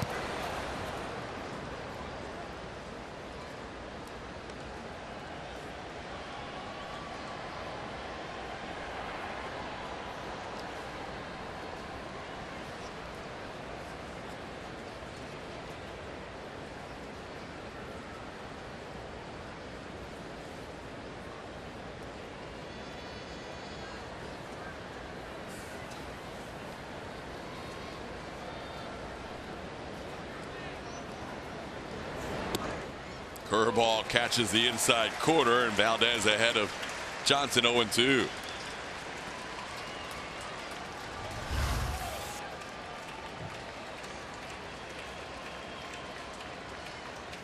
May have gotten away with one. Didn't hit his spot by a long shot, but ends up getting the call. Hopefully he comes back here with an aggressive pitch and gets the strikeout.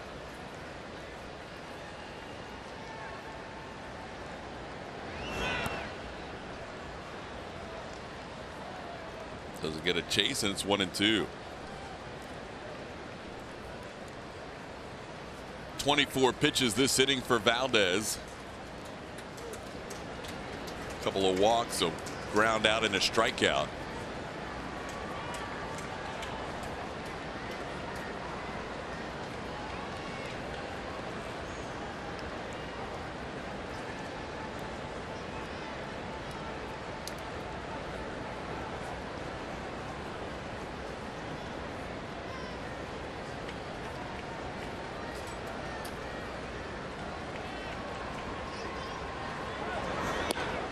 Strike 3 called. Johnson called out on strikes. Framber has 5 punch-outs, and we are through 3.5, and the Astros lead it 4-1.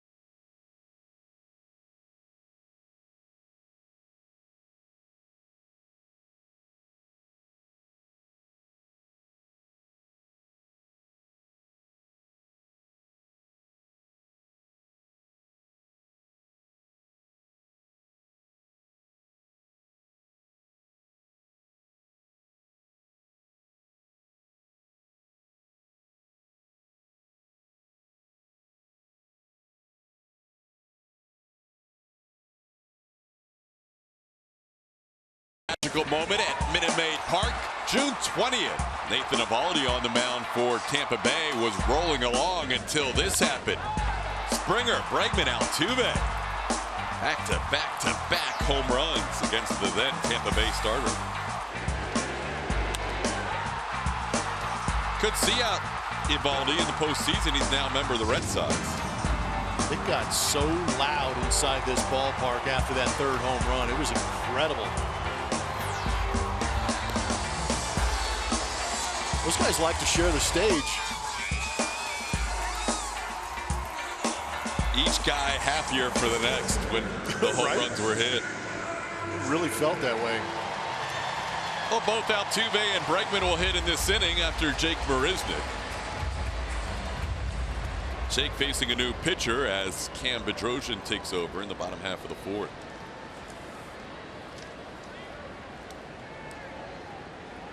Saw Cam Bedrosian on the 22nd here in Houston win a third of an inning, gave up a hit. On the season, this will be his 70th appearance. And the number's not good for a handful of Angels relievers, including Cam this month. Jake fouls one out of play and is down in the count 0-2. Jake popped up against the starter Tyler Skaggs. It was Skaggs for 2 1/3 innings. Junichi Tazawa pitched 2/3 of an inning, and now it's Cam Bedrosian.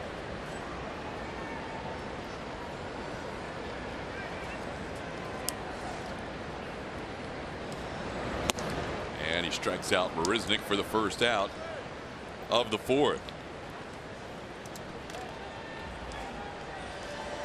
Today's Fan Cam is presented by GulloAuto.com. Another big crowd here at Minute Maid Park. Replica ring giveaway. Sellout. Number 17 of the season. It is amazing how that giveaway item just completely energized Astros fans through 6 different giveaways as Altuve grounds one to second. And Johnson makes the play.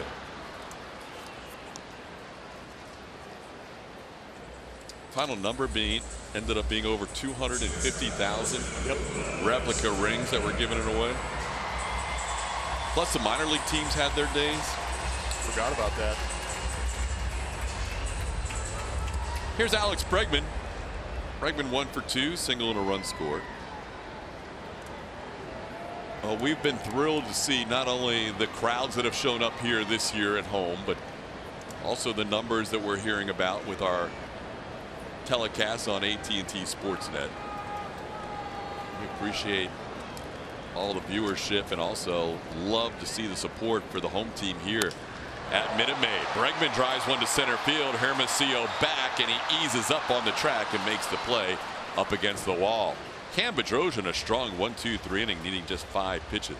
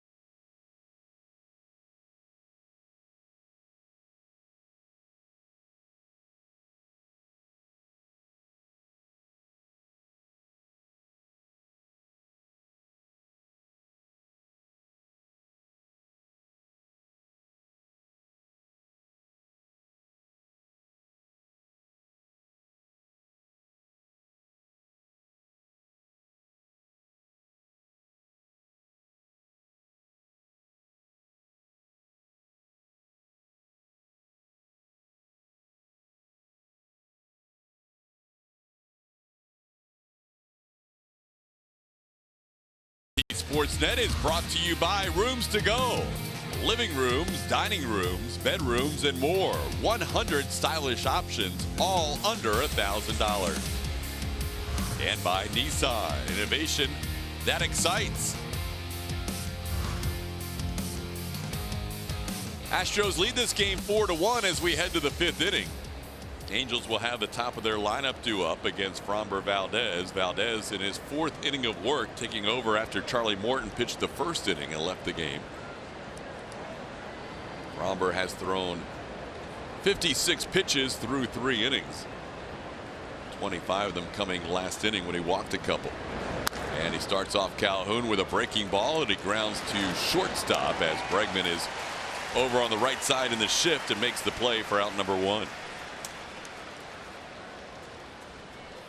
No Carlos Correa today. AJ Hinch saying probably not tomorrow either. We anticipate seeing Correa at some point in that Toronto series, either Tuesday or Wednesday.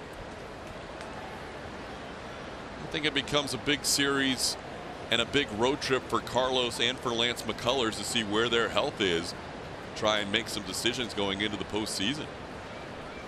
Yeah, those are 2 big pieces of the puzzle. The thing with Lance McCullers, you can throw all the sim games you want or rehab assignments, but you want to get in the big league game and feel the adrenaline and pitch to some big league hitters and see where your command and see where the action on your pitches are. And you really just have got to feel that if Carlos is healthy and that back is fine, he's going to be better. He's going to be a contributor. He had a huge series in Toronto last year when he was feeling good leading into the All-Star break. Be good to see that swing come back here in the final week. As a pitch misses to Upton, it's 2-1. Justin's been on base a couple of times with a double, and he was hit by a pitch. There is Carlos Correa chatting it up with Tony Kemp. It's been a tough year for Carlos. It's a guy who takes a lot of pride in posting up every day, and he hasn't been able to. And when he hasn't felt 100% at times, and just turned 24 yesterday. He's got an incredible future in front of him, but 2018 has been filled with a lot of disappointing moments.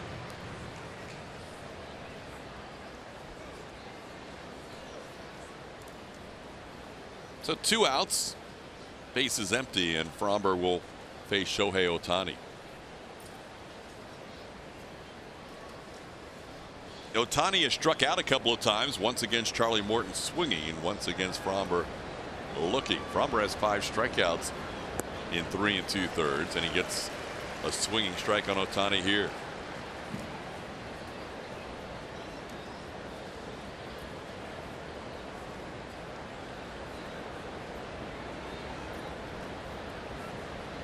One thing we've noticed with Framber, with that 2-seam run, he also gets a lot of ground ball outs.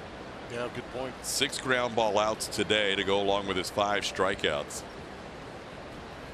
He doesn't have any outs in the air so far in his 3 2/3 innings.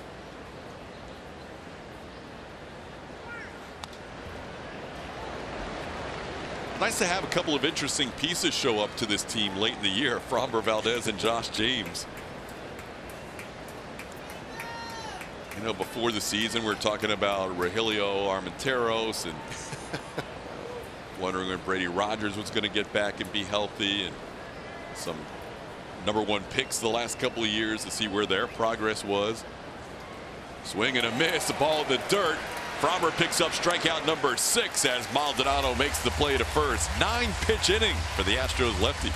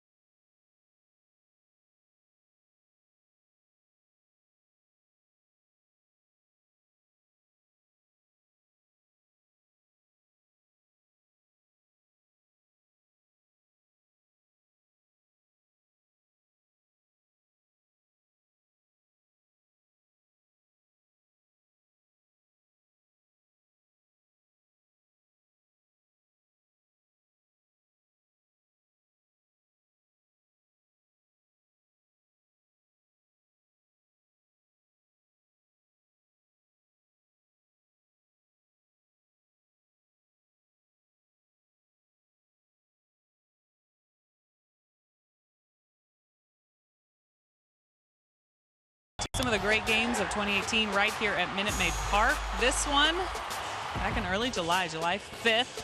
Bottom of the 9th, Astros were trailing, but Tony Kemp got things going with a walk. Springer driving him in, and then Yuli Gurriel would come up the hero in this one as the Astros go on to beat the White Sox 4-3. There's a lot of walk-offs during this stretch, if I remember correctly. Of course, Alex Bregman being involved in those. Yuli the hero that night. What did they throw all over his face? It's hard to see, guys. A little rosin. That doesn't feel good. I bet champagne is probably just as painful, though. Oh, that's a good pain. Hopefully you guys will. It burns so good. Yes. Hopefully you guys will be able to tell us in a few days. As Jim Johnson takes over here in the bottom half of the 5th inning. Pretty good ERA, 3.73 out of that bullpen for Mike Scioscia and Jim Johnson, but he's welcomed with a laser to left. Last time out was not very good for Jim Johnson. 1 inning pitch, 6 hits, 6 runs allowed. How about none of them earned? It's a good outing. That is a good outing. Lower your ERA and give up 6. Well, Yuli is starting to hit lasers on a consistent basis. 2 more hits today for Yuli, including the home run. 3 hits last night. The 2 home run game and 7 RBIs the night before with 3 hits. 2 hits the night before that. That's 10 hits in his last 4 games. And he's aggressive early on, too, which is good to see. Yuli's got that batting average up to 289 now. Wasn't that long ago that we saw Yuli scuffling around the 265 mark or so, and for him that's scuffling. Tyler White hits it hard but foul.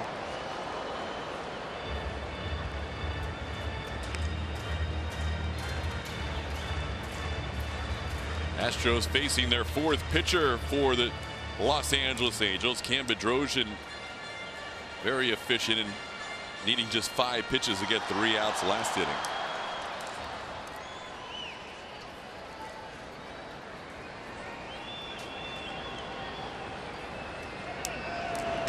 Yuli on the go, and a broken bat that's going to fall in for a base hit. Tyler White follows Yuli Gurriel with back-to-back singles. Yuli on the move had to hold up a little bit to make sure that ball dropped in front of Hermosillo. Some elevated fastballs. Even though Tyler breaks his bat, that one ends up being a hero for him because it drops in front for a hit. There's a great look at Yuli on the move.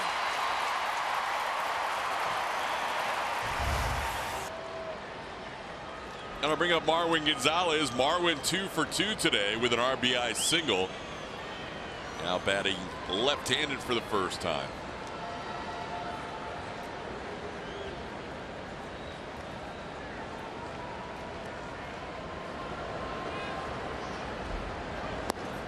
And takes a pitch for a strike. Astros up to 7 hits now with the 2 hits this inning.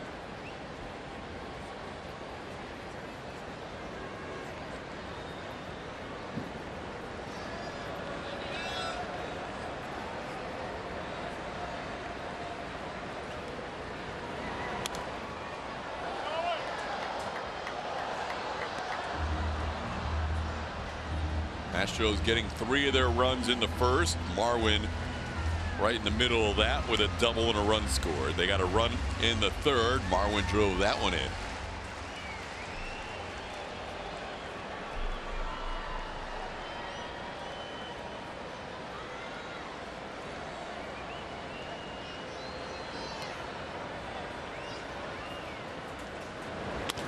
Towards the middle, Simmons is there, steps on the bag and makes the play. Marwin hits into a double play for the first 2 outs of the inning on the plate. Yuli moves over to 3rd.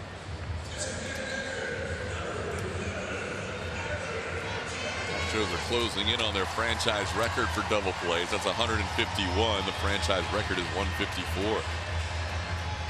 Here's Evan Gattis, single and a walk.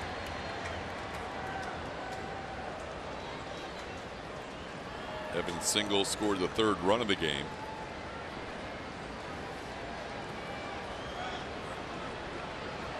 Going back to last night, Evans been on base for the last 5 plate appearances and holds up on that breaking ball. It's 1-0.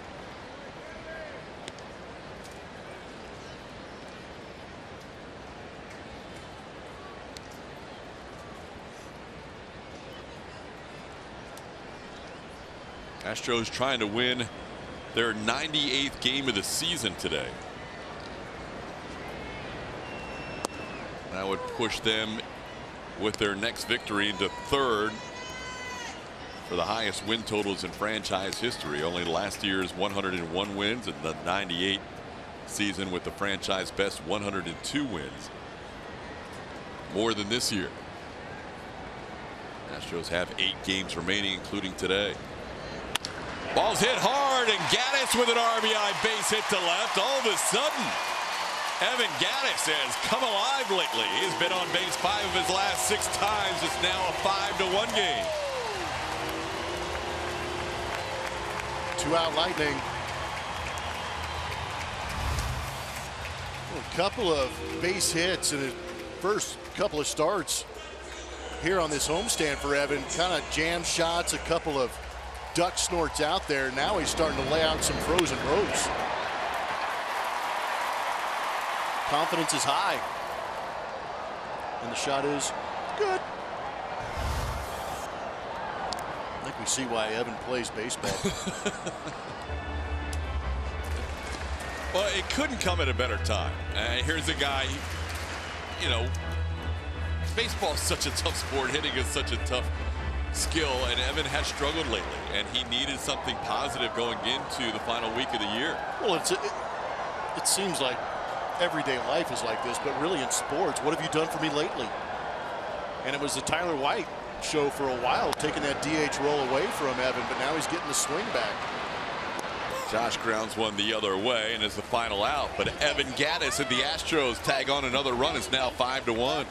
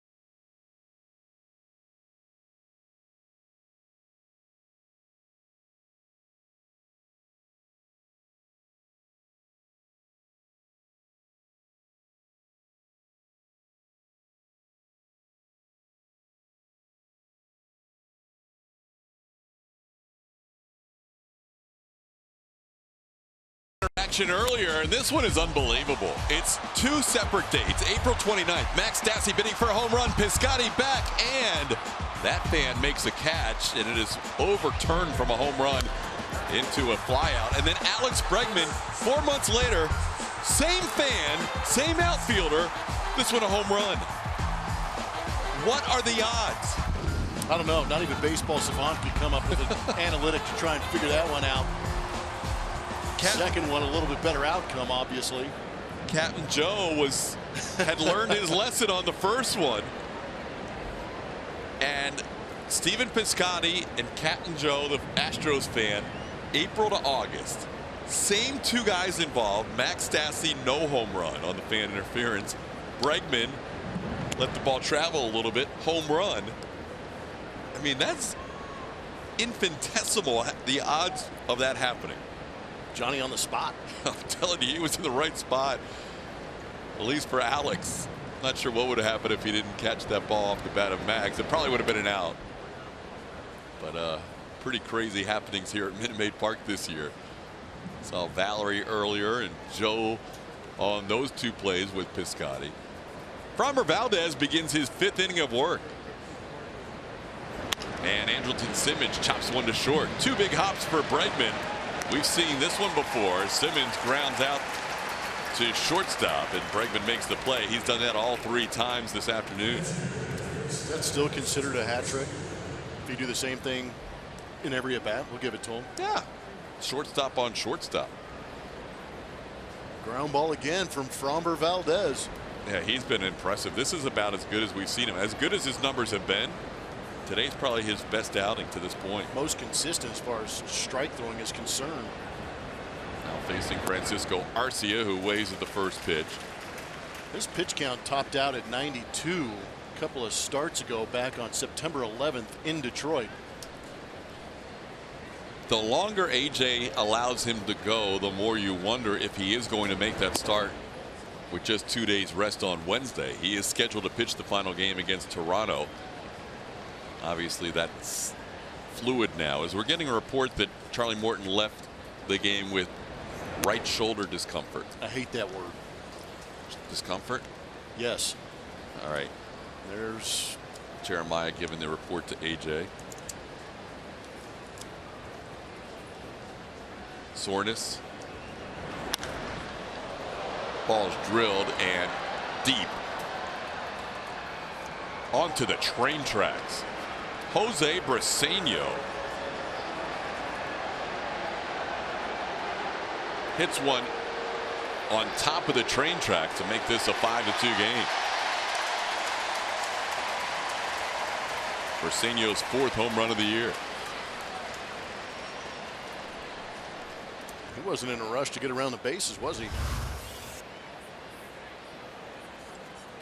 Fastball stayed in. Briseño keeps his head down on it, launched it. Pinch hitting for Francisco Arcia, hitting a pinch hit home run. Here's Jeffrey Marte. Marte takes a called strike. Marte has struck out and walked.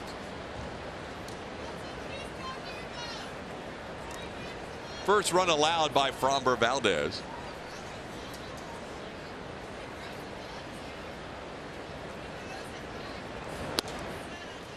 And it's 0-2.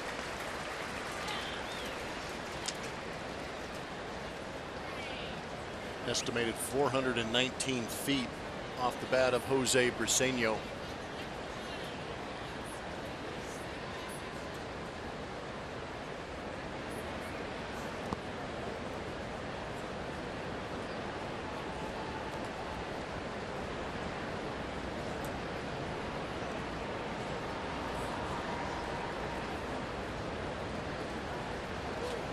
Third home run allowed by Valdez. Only the 5th extra base hit. Yeah. Yeah, a lot of the base hits he's allowed have been ground ball base hits, singles. As Marte strikes out. Now 7 strikeouts for Framber. Join the Astros this spring in the Palm Beaches. Spring training season tickets are now on sale for the 2019 season. For tickets and info, visit astros.com/springtraining. Threw me off right there. First spring training promo. Caleb Cowart takes a pitch for a ball.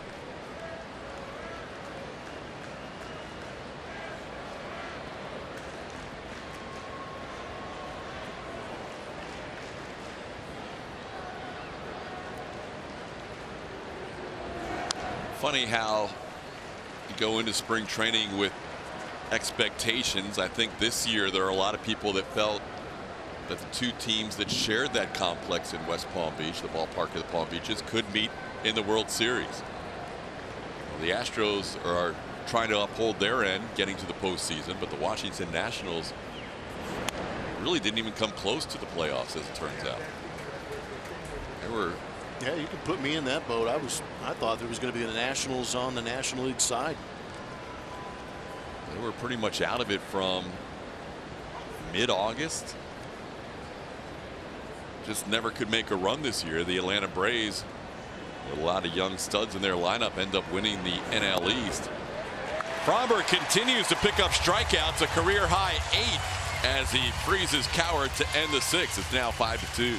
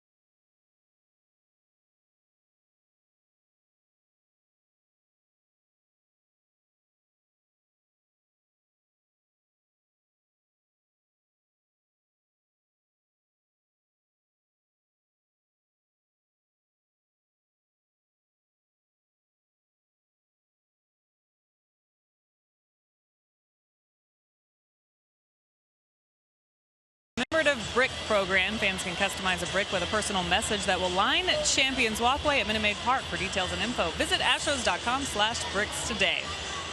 As we look back at some of the big moments in this ballpark in 2018, you don't have to go too far. You just go to last night. Astros allowing 5 runs by the Angels in the 8th inning was pretty much a miserable moment for the Astros, as A.J. Hinch put it last night. But then the swing of putting up 9 runs in the bottom half of the frame. A.J. said that, as far as innings go, I've watched a lot of them. That might have been our best inning of the year, especially given the moment, the situation, how much these wins are worth at this point of the season. A huge swing in the Astros' direction as they try to finish strong here and win a division, guys. Yeah, quite a night. What a bottom half of the 8th inning that was. Place was silence in the top half of the 8th, with the Angels taking a 5-1 lead. Mike Trout hitting that 3-run home run, and then the Astros coming back with their biggest inning of the year. New pitcher, Deck McGuire, takes over bottom of the 6th inning. Looks like Mike Socha is going to go 1 inning at a time at this point.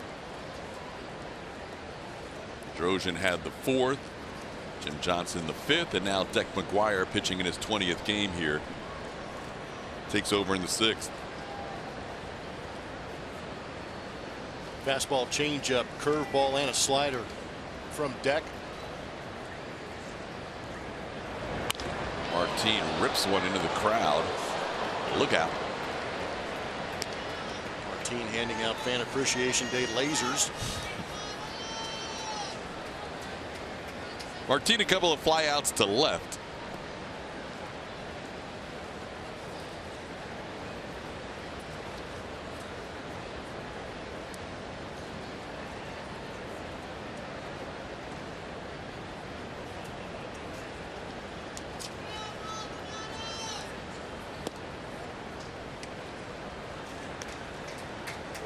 Astros scoring in 3 different innings today, all in the odd number innings so far. 3 in the 1st, 1 in the 3rd, 1 more in the 5th. Evan Gattis, a couple of RBI base hits. Yuli Gurriel, a 2-run home run. And Marwin Gonzalez driving in the other run.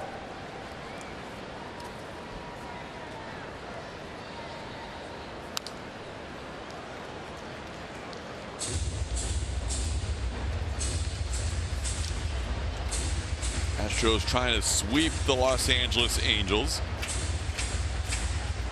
Angels and the Astros are even at 4 games apiece in the season series here at Minute Maid Park.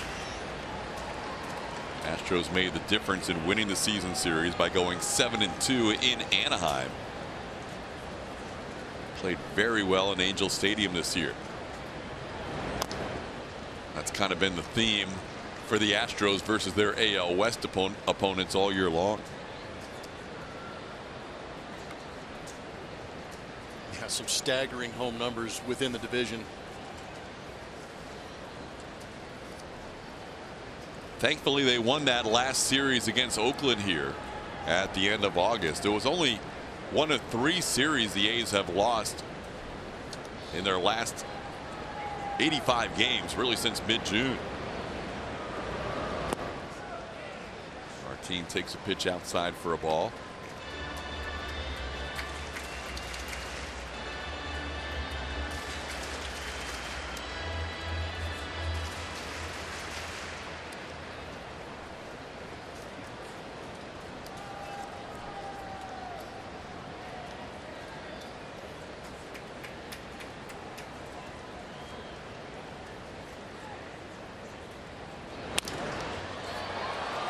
Into shallow left field. Simmons, who is all over the place, goes way out there to make that play. Puts it away for out number 1. Yeah, with as far out as he went, it makes you wonder if that's the reason why Justin Upton basically plays with his back against the manual scoreboard out there. See Justin Upton well deep enough, but Andrelton Simmons also has a pretty good range factor going back.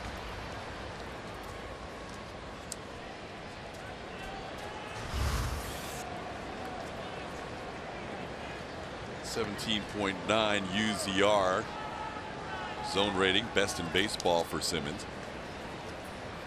Jake Marisnick bats. Takes a pitch down and away. Jake looking for his first hit has popped up and struck out.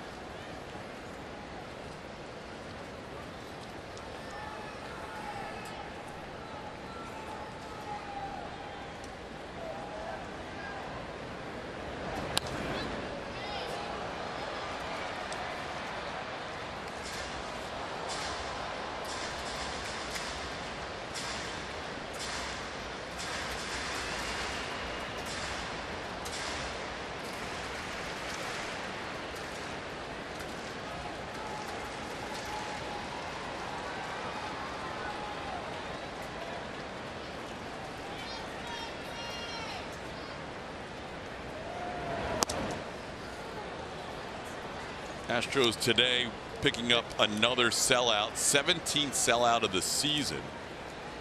43,247 fans. Yeah, that to their existing total, and they ended up with 2,980,000 fans this season. There's a line drive off the top of the glove of Coward into left field. Jake Marisnick reaches with one out here in the sixth.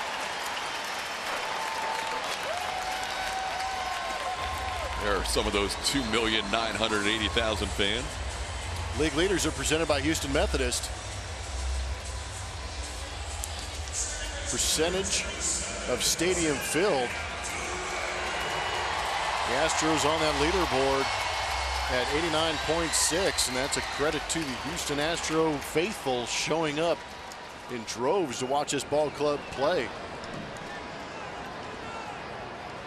It's been a roller coaster ride of a year at Minute Maid Park, but the fans keep coming out. I'm telling you what, it's impressive to see. It just, they're so energized too, and they bring so much to every home game as Altuve grounds one to third and Coward starts a 5-4-3 double play. Second double play the Astros have hit into today, and we head to the seventh in a 5-2 game.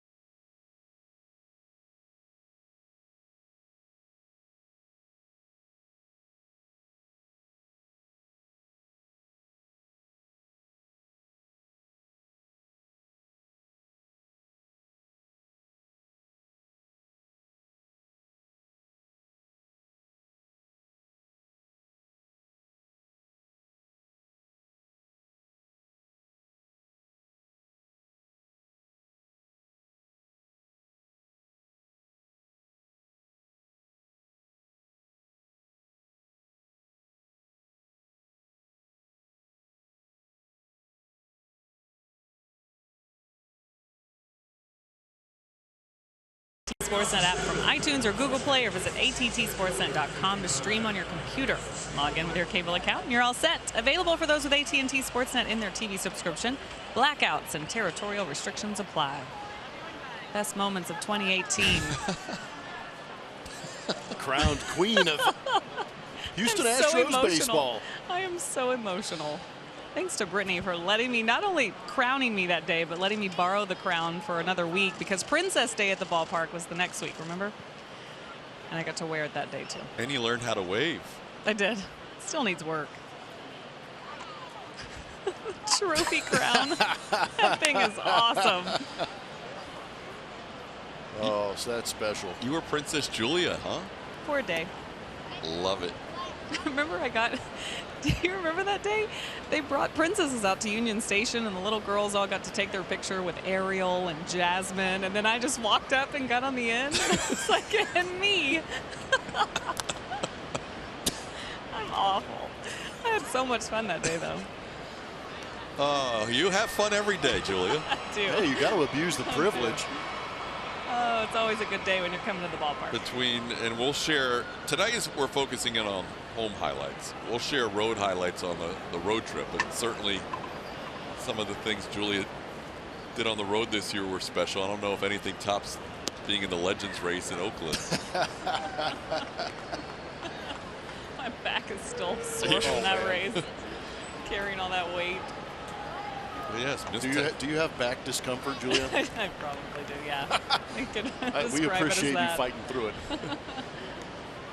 Miss Texas and Julie up there.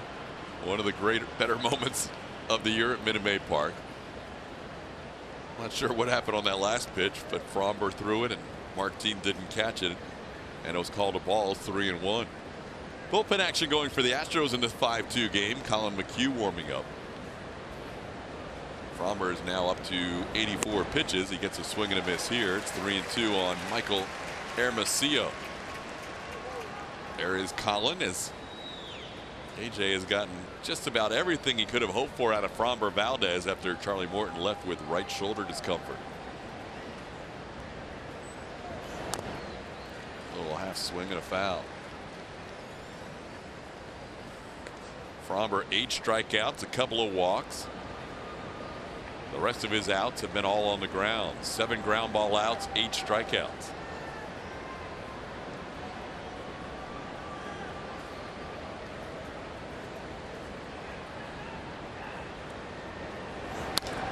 In the air to right field, sending Reddick back. He's near the wall, and he makes the catch right up against the wall. Josh Reddick puts it away for out number 1 in the 7th. Hermosillo bidding for his first major league home run, didn't miss it by much. Thought he got it good enough to get it out of here, but Josh Reddick moving nicely back to that wall. Just a leisurely jump and catch for him compared to some of the catches we've seen him make throughout the course of the season.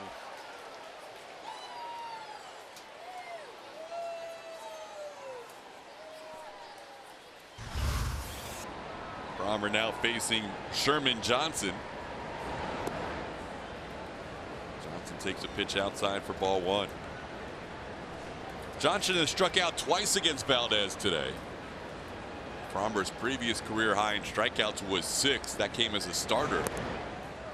He's got 8 today out of the bullpen. And with the next pitch, he will make his 90th delivery of the afternoon. His high pitch count of the season is 92. He's got a couple of lefties here, and Sherman Johnson and Cole Calhoun. Those probably will be his final 2 batters.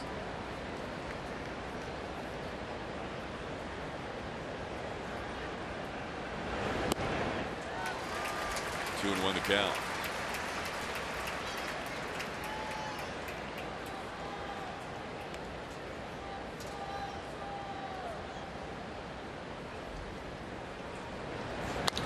On the ground, 2 out Tuve. And 2 outs in the inning. MLB At Bat is your #1 Astros app. Customize your experience with home screen icons and features such as the MLB.TV Game of the Day, pitch tracking, in-game highlights, live radio broadcast, and more. Download MLB At Bat today.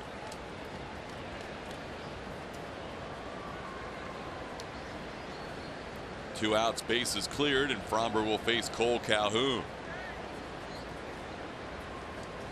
Calhoun has 1 of the 3 hits allowed by Valdez, a single in the 3rd.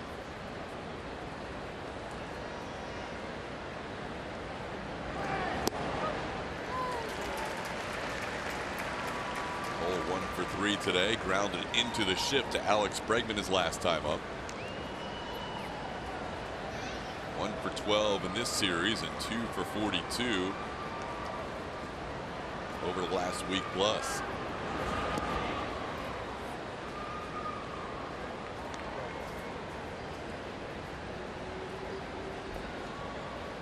I think it's safe to say Framber Valdez will not be the starting pitcher on Wednesday. Yeah. With 93 pitches today. Can you get a quality start coming in relief?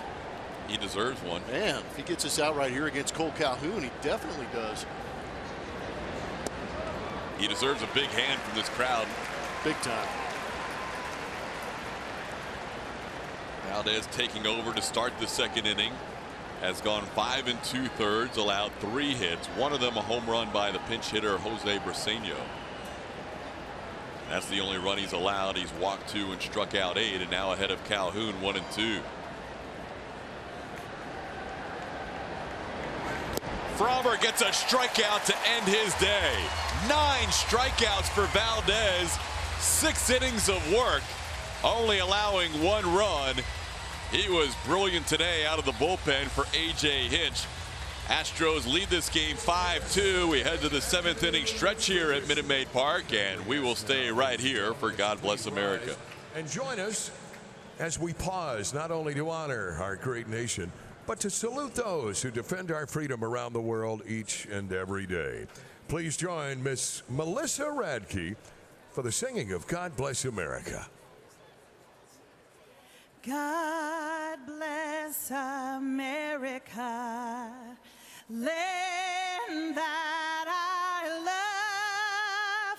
Stand beside her and guide her through the night with a light from above.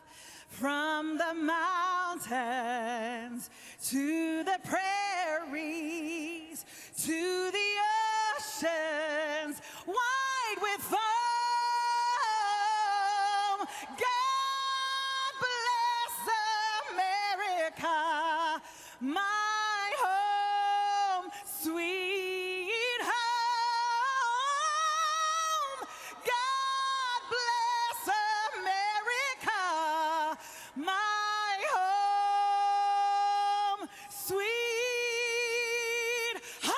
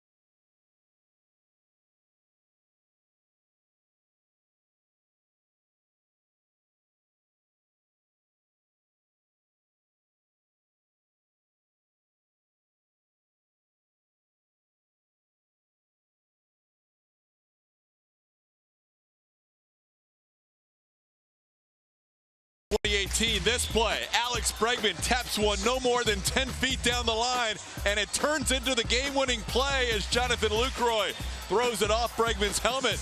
We were in center field, and we could not believe what we were watching. Literally couldn't believe it. A ball that, if Lucroy just stands there, Alex has nowhere to go. Yeah, he didn't have to panic, and Lucroy panicked, completely freaked out. And Alex Bregman put the matrix moves on him and got past him, and then put himself in the line of fire and wore it for the win. Alex had 2 of the craziest walk-offs of the year when he was at the plate. We showed you the one earlier against San Diego. As he bats here to start the bottom of the 7th, facing another new arm for the Angels. Odresimer Despaigne takes over. Bregman 1 for 3. His hit came against the starter Tyler Skaggs, who went 2 1/3 innings today. Nothing new for the Angels bullpen to try and soak up a lot of innings. They are second to just the Rays, who play with a whole different set of rules with their opening pitcher. June 27th, that was a big month all the way around for Alex Pregame, but this was a big blast. Bottom of the ninth, 7-6 win over the Toronto Blue Jays. Pretty good water toss too, getting everybody at home plate. See those Blue Jays again. That was the last game those two teams played. The Astros will play the Blue Jays beginning tomorrow for 3 games.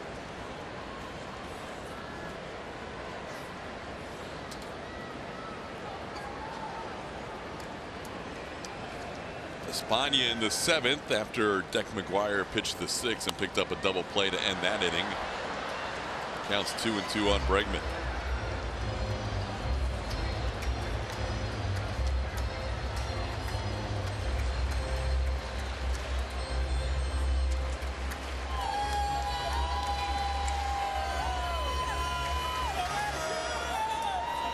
Saw Espana earlier this year in spring training. He was with the Miami Marlins at the time. 31-year-old picks up a strikeout of Bregman.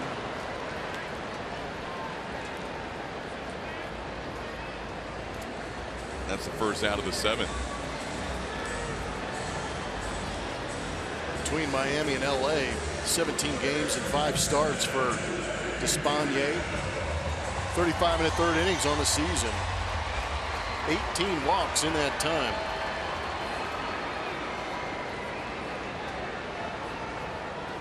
Here's Yuli. 2 more hits today. 10 hits in his last 4 games, including 8 in this series. Oh, we got La Pina power out there.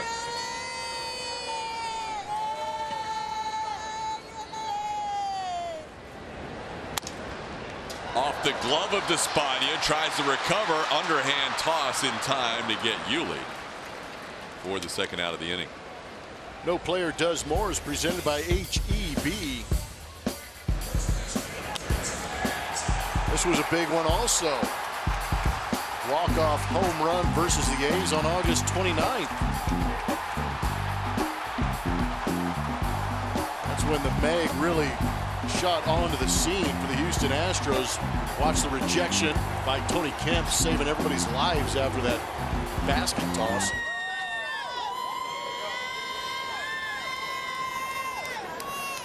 That would be the last game the Astros and A's would play August 29th. Astros needed to keep the distance between themselves and Oakland at that point of the season. And that last win gave the Astros a 2.5 game lead. Had the A's won that game, it would have been just a half-game lead. And right now we might be talking about a 1.5 games instead of a 3.5 game cushion to start today's play. The A's are underway, by the way, and are trailing Minnesota early on 2-0. Twins have played the A's well in that weekend series. Not well enough. Taking them into extra innings on Friday night and then losing last night on a walk-off wild pitch. Delaying the inevitable. Come on. It's now 2-1. Too much? Oh, I'm trying to boost up in case the Twins are watching from Oakland. I'm trying to boost them up. But no, they played them well. Just they've lost a couple walk-offs. Trevor Cahill going to that game today against Kyle Gibson.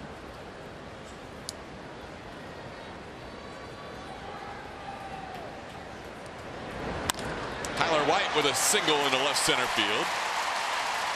Sharks on for the 3rd consecutive time. 2 hits after he was hit by a pitch back in the 3rd.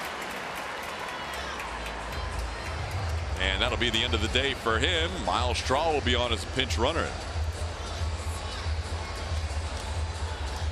I thoroughly enjoy when Miles Straw gets the pinch run.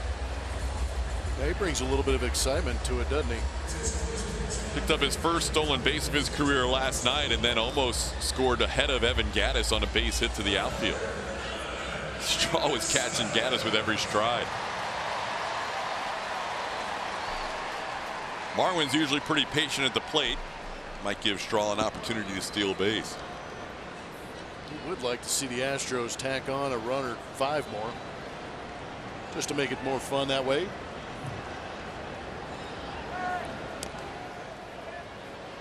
I think the big learning curve for Straw, and really not a ton of time to do this, is learning moves and learning how comfortable he can get with his leads at the big league level. Saw the first move from Despaigne.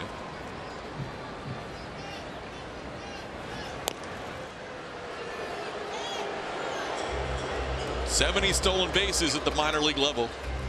35 for Fresno, 35 for AA Corpus Christi.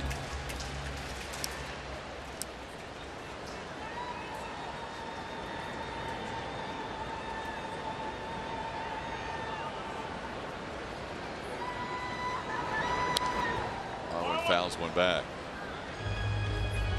Marwin's had a good day, a couple of base hits, including an RBI in the 3rd. He scored a run in the 1st and knocked in a run.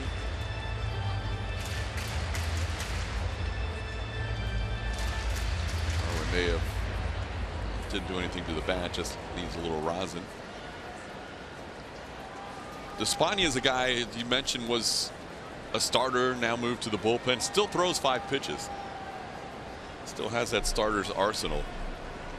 A little more difficult to work them all in as a reliever, especially if you're going 1 inning at a time.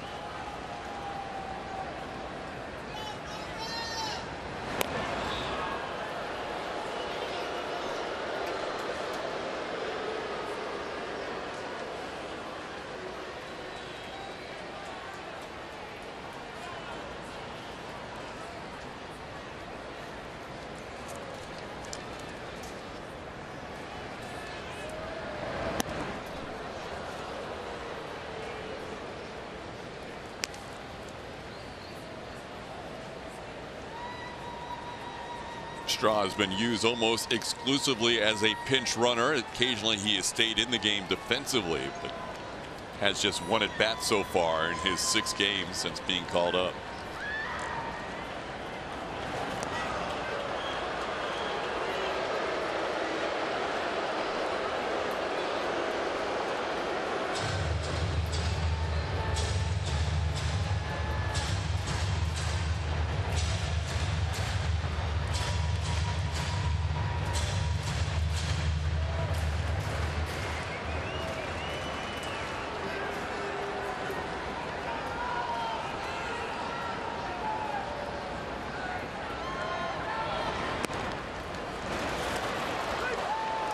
Two and one. That time it really looked like he was ready to go. He's been kind of leaning a couple of times. I would be surprised if he is not off with his pitch.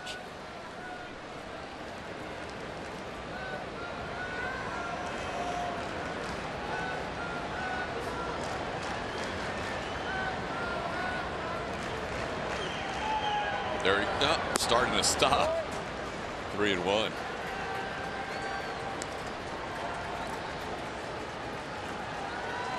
Well, one of the things that does when you have a little speed on the bases, sometimes you divert that attention from the pitcher a little bit. Yeah, 70 bags will definitely garner some attention and some throws over.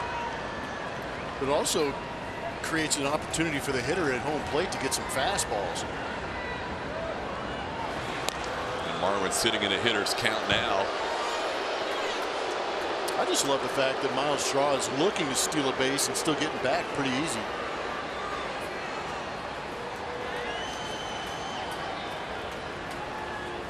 And this is practice for him. It's a good sized lead here. There he goes. Tap foul. Count goes to 3 and 2. Unbelievable how fast he is. Yeah, he's quick. He would have had that base easily.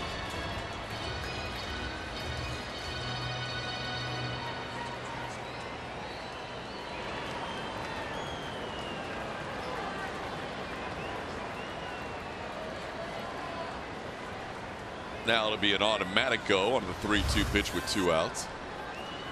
And that first step is lightning.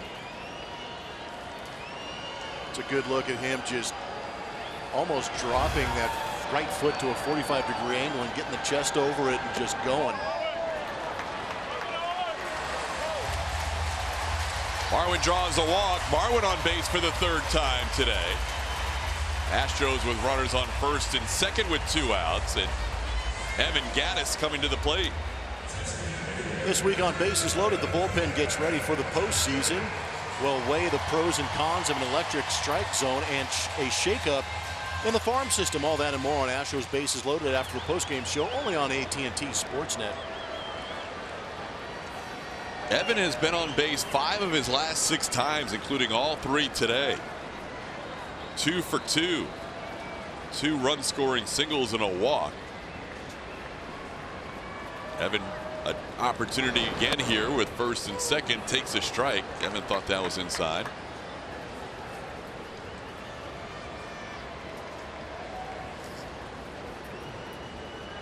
Gattis has faced Espana 3 times, has a single and a double. She's faced him 4 times. He's also drawn a walk. 1-1 the count.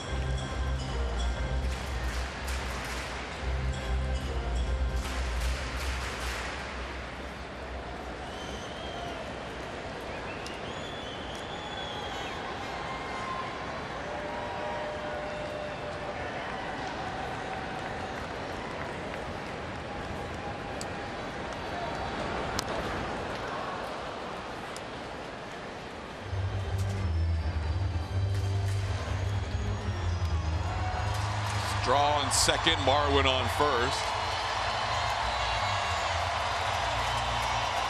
Colin McHugh continues to warm up. Roberto Osuna staying loose. Could be McHugh for the 8th and Osuna for the 9th today. And a lot of the relievers in the background were noticing they were on camera. They didn't do the stare, though. They have to have their own little deal out there, right? Yeah, they're a little goofy.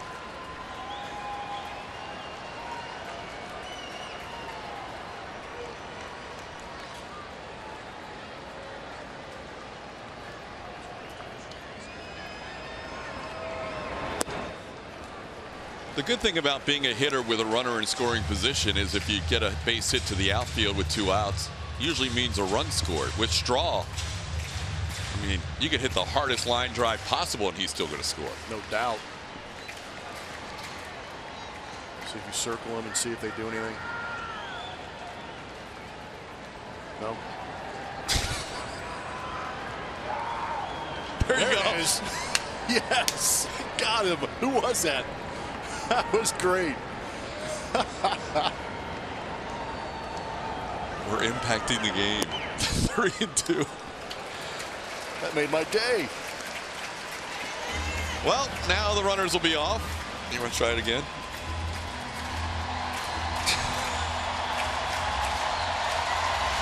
Yep. That might be my boy Devo. Good stuff. Interaction in the middle of the game with the bullpen. Seriously, that's awesome.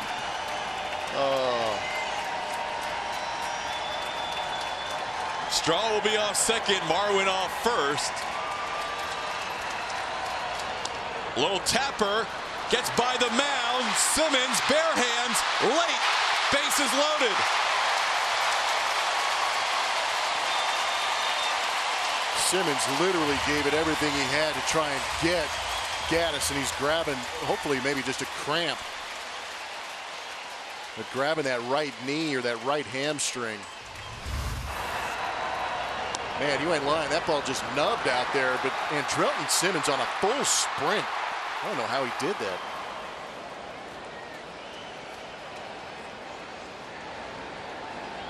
It was pretty impressive. That guy can play some shortstop. He did all he could, but Gattis hit it too slowly and was able to beat it out. Simmons looks like he's trying to stay in this game. Hopefully just a little bit of a bruise, maybe coming down hard on that infield after trying to make that throw. Well, for the second time today, Josh Reddick is going to bat with the bases loaded, but he will face a new pitcher. Espana will leave the game with 2 outs and the bases loaded. We'll be back in this 5-2 game.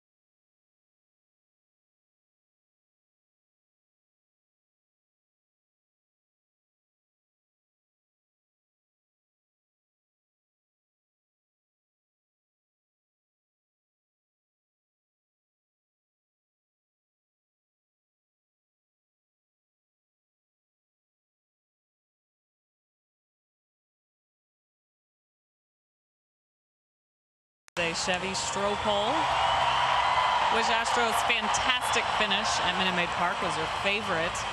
And the Shark is going to win this one. Lots of votes spread out amongst the four we gave you an option for. Tyler White's walk-off home run against the Oakland A's with 32% is the winner. Thanks for voting. Thanks for following at ATT Sportsnet SW. Those wins over the Oakland A's looking pretty important right about now, guys. I hope that the fans enjoyed this as much as we did, putting this list together and coming up with some of these memories of 2018. There was some crazy walk-offs this year. All different manners, too. It's amazing the traditional 1-1. The walk-off homer? The home run. Yeah. As opposed to the missed tag, the pop-up. It was amazing. Pregame was at home plate for a lot of those. Astros looking for a win today and lead at 5-2. This is a big spot here for Josh Reddick. Big spot for Josh, and been a good series here at home. A good way to finish off this final homestand for the Houston Astros if Josh can come up big right here. Bases are loaded with 2 outs. Josh facing the lefty Williams Jerez and takes one outside for a ball. Jerez throws hard, averaging 95 miles an hour on his fastball. He also has a slider and a split finger. Reddick has only faced him once and lined a single in his lone appearance against Jerez. Josh has batted with runners on all 3 times today, looking for his first hit. He flied out to center with a runner on first. Excuse me, runner on second in the first. Struck out with the bases loaded in the third and grounded out his last time up. But he's 2-0 here on Jerez, and Andrelton Simmons during that pitching change deciding he couldn't go, and he is out of the game. Caleb Cowart moving from third to short. Taylor Ward is the new third baseman. 3-0.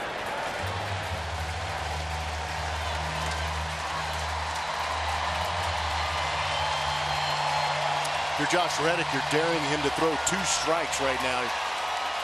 This would be an automatic take to see if Jerez can get in the zone. If he can, then you sit on that same pitch.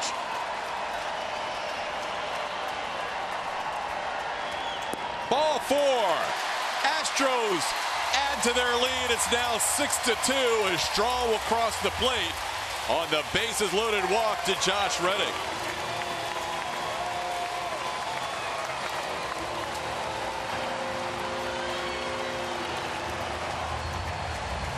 Jerez missing with all 4 pitches to Reddick. And now he'll face Martin Maldonado.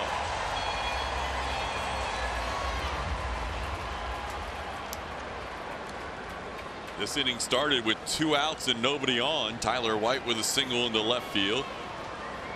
Miles Straw pinch ran for him. A walk to Marwin, an infield hit by Gaddis, and now a walk to Reddick. Strike thrown to Maldonado.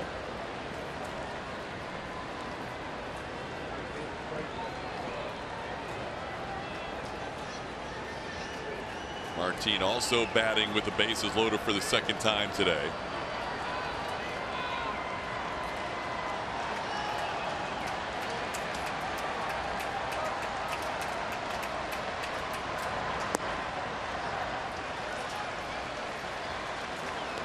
Perez was the other arm acquired by the Angels, along with Ty Buttry, who we saw in last night's game. They came over from the Boston Red Sox in the Ian Kinsler deal.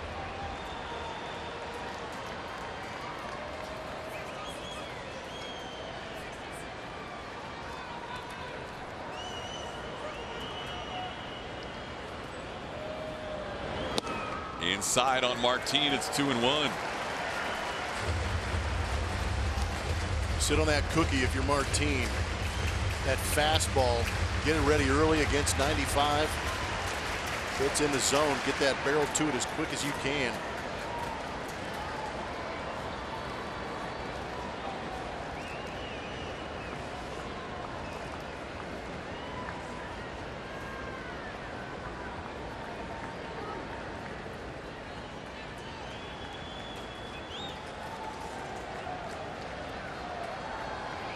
Martin was traded from the Angels on July 26th to the Astros. And then 4 days later, Ian Kinsler was moved to Boston, so Martin and Perez were never teammates.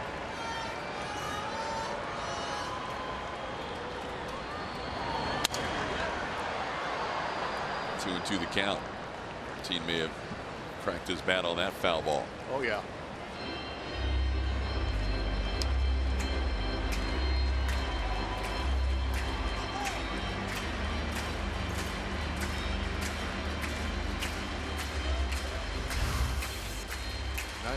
Getting all up in on the hands of Martin.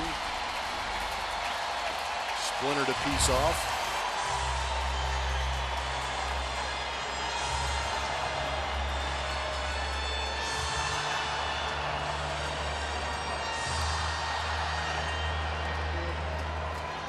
Astros have scored in every odd inning today. First, third, fifth, and seventh, adding a run in this inning to make it 6-2.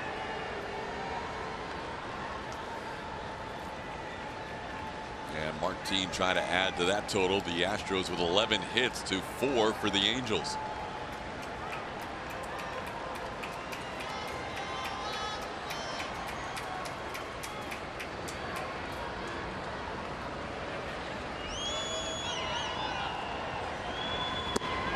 Called third strike outside corner. Maldonado goes down, and the Astros will strand 3.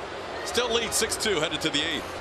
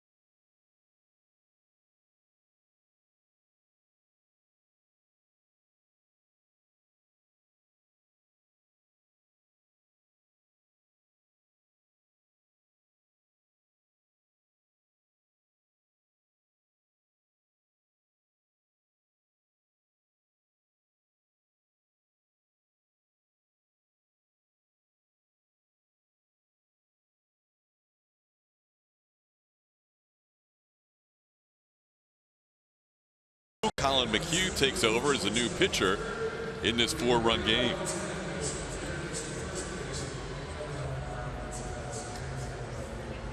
There's Colin's numbers on the season. 54 games, 6-2 record.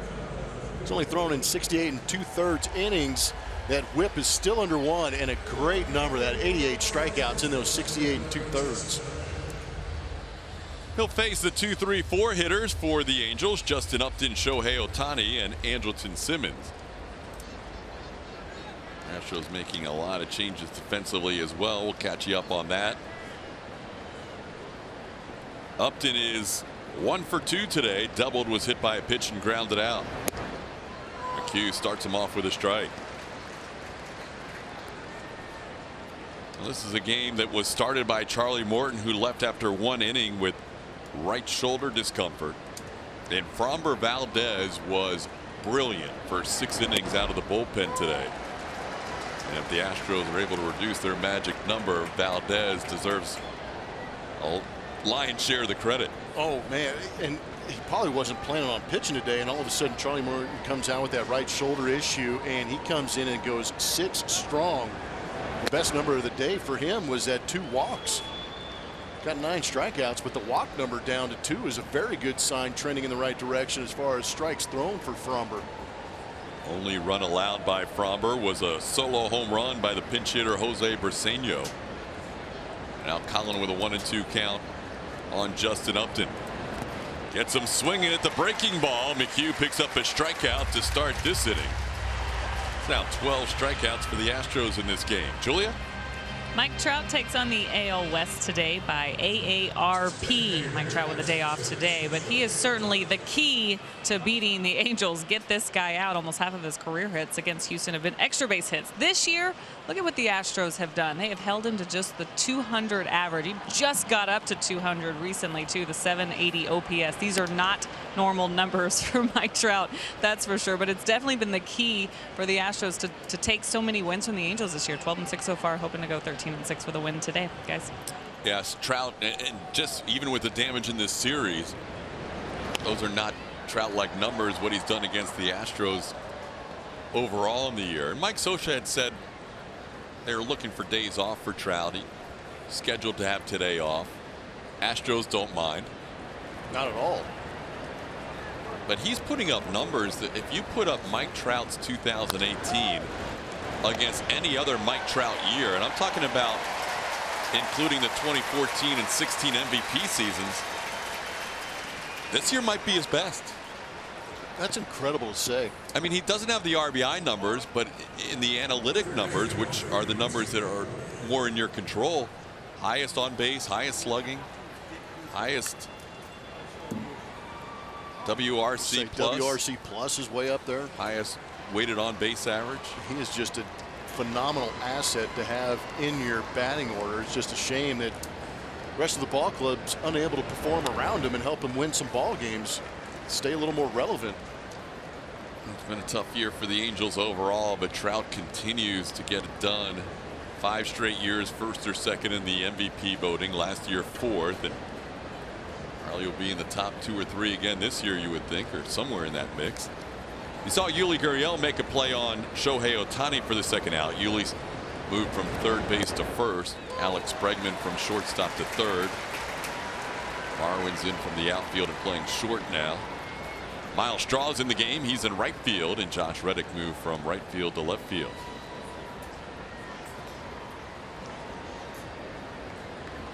Taylor Ward gets his first at bat.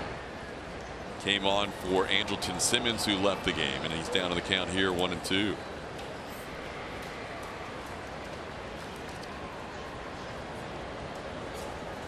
Astros trying to close out the home season with a sweep.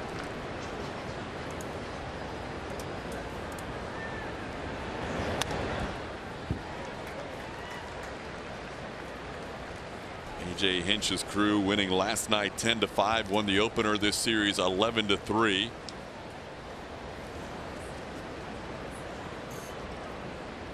They won 2 out of 3 against Arizona to start this homestand, then lost 2 out of 3 to Seattle. Trying to finish off this final 9-game homestand 6-3. Ball outside, and Ward has a 2-2 count.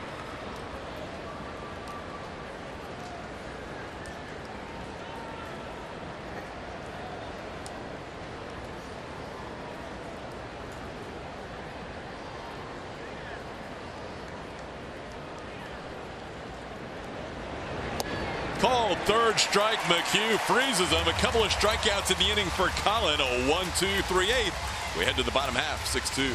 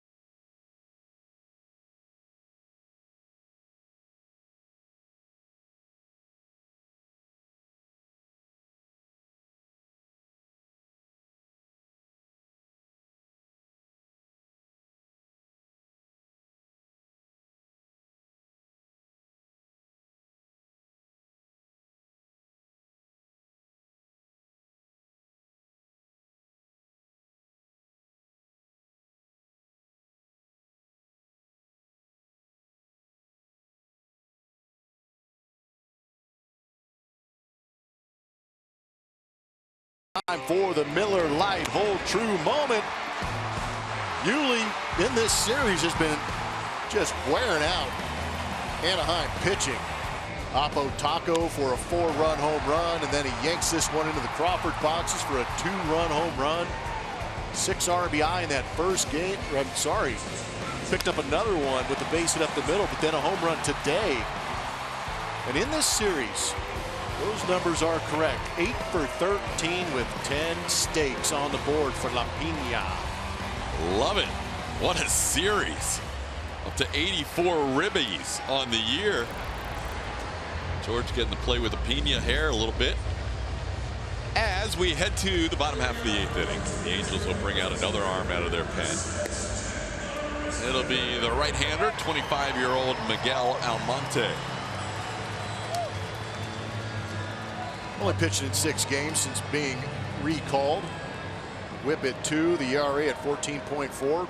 Getting his feet wet here in the big leagues.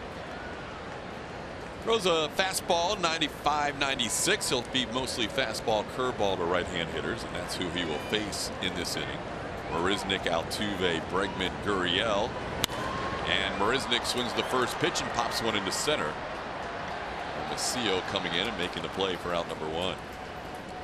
So Jake ends up through 8 innings, 1 for 4, as he's the first out here in the 8th. That'll bring up Jose Altuve.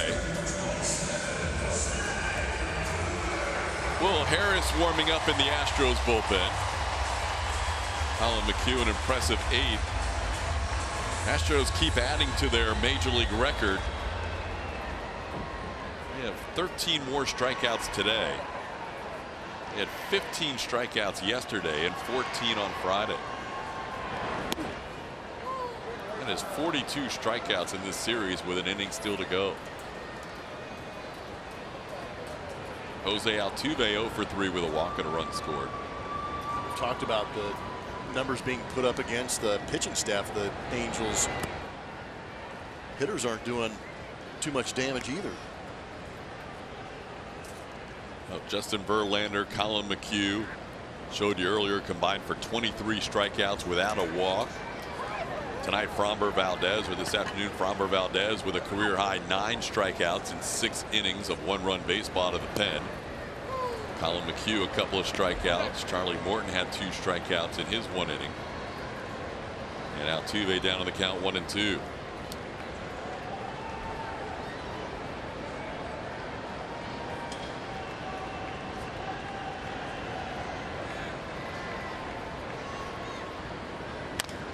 Slowly hit past the mound, and Cowher tries to make the play, but no chance with Altuve running. Jose has his first hit today.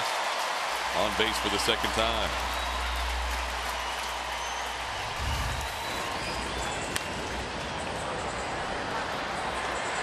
Speed doesn't slump, especially when it's Jose Altuve. He's able to manipulate that barrel all over the place, and sometimes the lower the exit velocity, the better chance he has of getting a hit because of those wheels.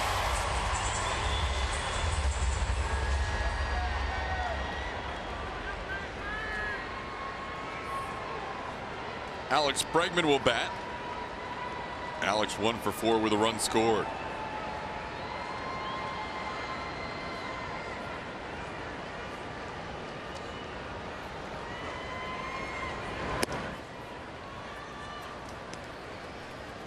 Wow. Jose Altuve ran down there at 30.6 feet per second. That is elite. That's getting it. That is some healthy legs, and that's what you like to hear about Jose Altuve. Inside corner. Alex hasn't liked a couple of calls today. It's 1-1.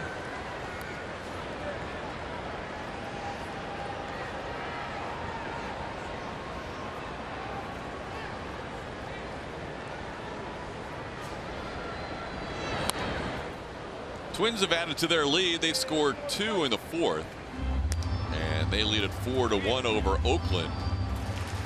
Still batting in the top half of the 4th inning. Trevor Cahill's out of the game.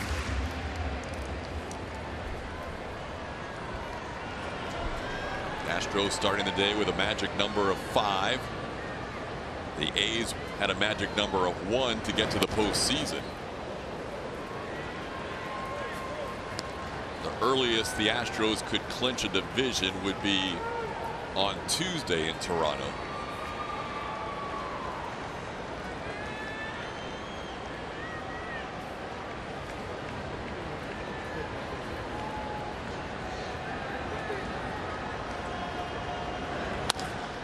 Into center field, coming on Hermosillo, and he makes the play. Altuve retreats back to first. Good look at Jose Altuve motoring down to first base on our StatCast. Major League average is 27.3, and he ran down there at 30.6 to get that knock. I don't even think if Andrelton Simmons was still in the game, he would have been able to make that play. Yeah, that would have been real tough. Well, here's the aforementioned Yuli Gurriel getting one more at bat here in this homestand. What a homestand it's been for Yuli. 14 runs batted in.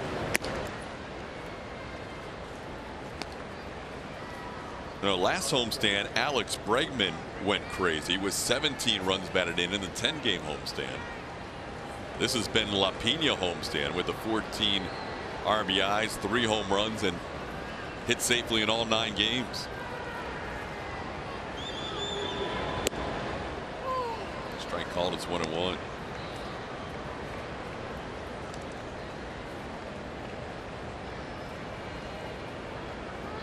When he gets his swing dialed in, we saw it again in the postseason last year. He hits more line drives than anybody in this lineup.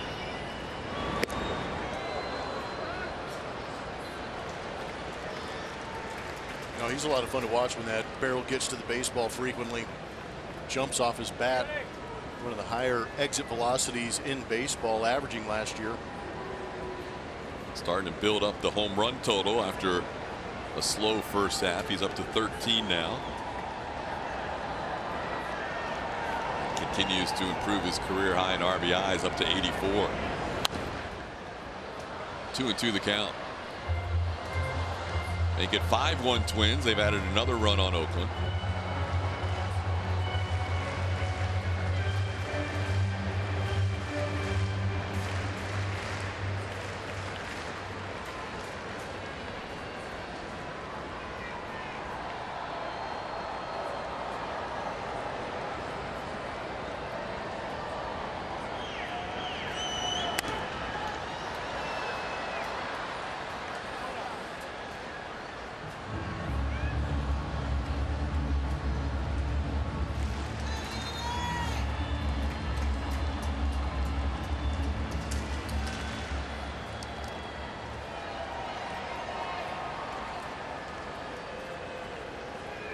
if the Astros are able to win the American League West on this road trip, the next game here at Minute Maid Park would be a week from Friday. Game 1 of the ALDS against the Cleveland Indians. The Indians have already locked up the number 3 seed in the postseason. Boston is very close to wrapping up the number 1 seed in the postseason. They just need one more win or one more Astros loss. The Yankees have wrapped up a postseason spot in Oakland. A magic number of 1 from being the 5th team into the playoffs.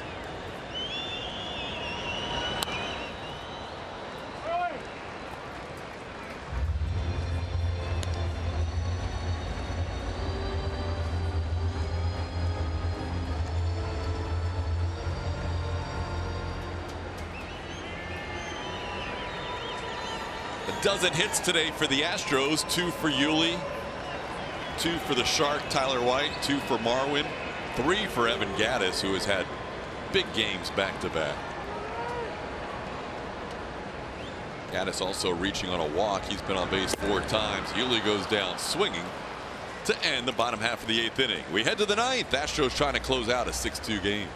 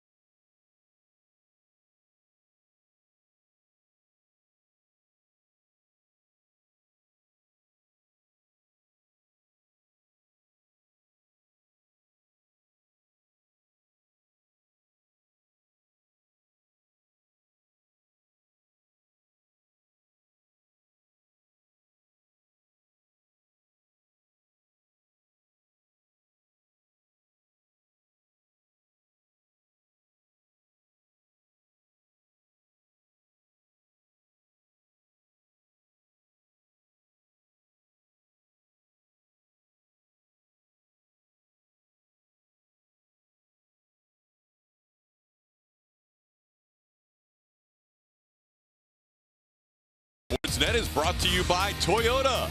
Let's go places. And by Jack in the Box. Try something different like Jack's Teriyaki Bowls for a limited time. Yeah. 6-2 game. We head to the 9th inning, and we'll check back in with our princess, Julia Morales. Wow, I wasn't ready for that. Those are good memories for sure, as the fans have been fantastic, and the Astros do a great job bringing them in, and it's fun to see what they come up with. But the guys in the dugout, the guys in the clubhouse have been talking recently about the fans as well, noticing the support they've had all year long from the home crowd, and they're coming early, they're staying late, they're into these games, and that is not going unnoticed, as several guys talked about it. Evan Gattis even saying last night about the game, the playoff atmosphere, and Alex Bregman telling me yesterday, it's just, they notice it. They feel the energy from these guys. It helps them when they have those big innings and the big rallies. They're all in. I can't wait to feel the energy for the playoffs. But for the regular season in the middle of June, George Springer said, when you don't think, you're not expecting much from a crowd, and then they come out the way that they did this year, it's really something special. Yeah, last night was a great example. That was not a great game for 7 innings. And most of the fans stuck around and were paid off in the bottom half of the 8th inning. No, we really had a chance to witness it in the playoffs last year, how loud this building can get with these fans packed in here. And then we saw it the entire season here at home at Minute Maid Park. Great scoop by Yuli on the throw by Marwin. Will Harris picks up an out on Briseño to start the inning. Look Ahead is brought to you by Wells Fargo. One more road series before those playoffs begin. The Astros punching their ticket. They're just trying to figure out where they're going to start that playoff series, but the remaining opponents looks good for the Houston Astros to be able to put up some big numbers to finish off this season on the road against some teams with some tough ERAs late in the season.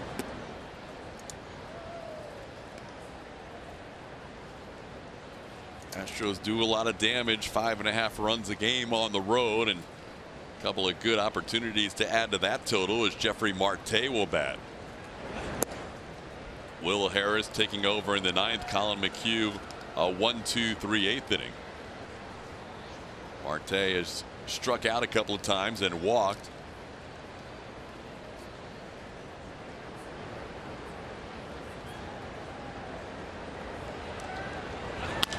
On the ground towards third. Backhanded Bregman.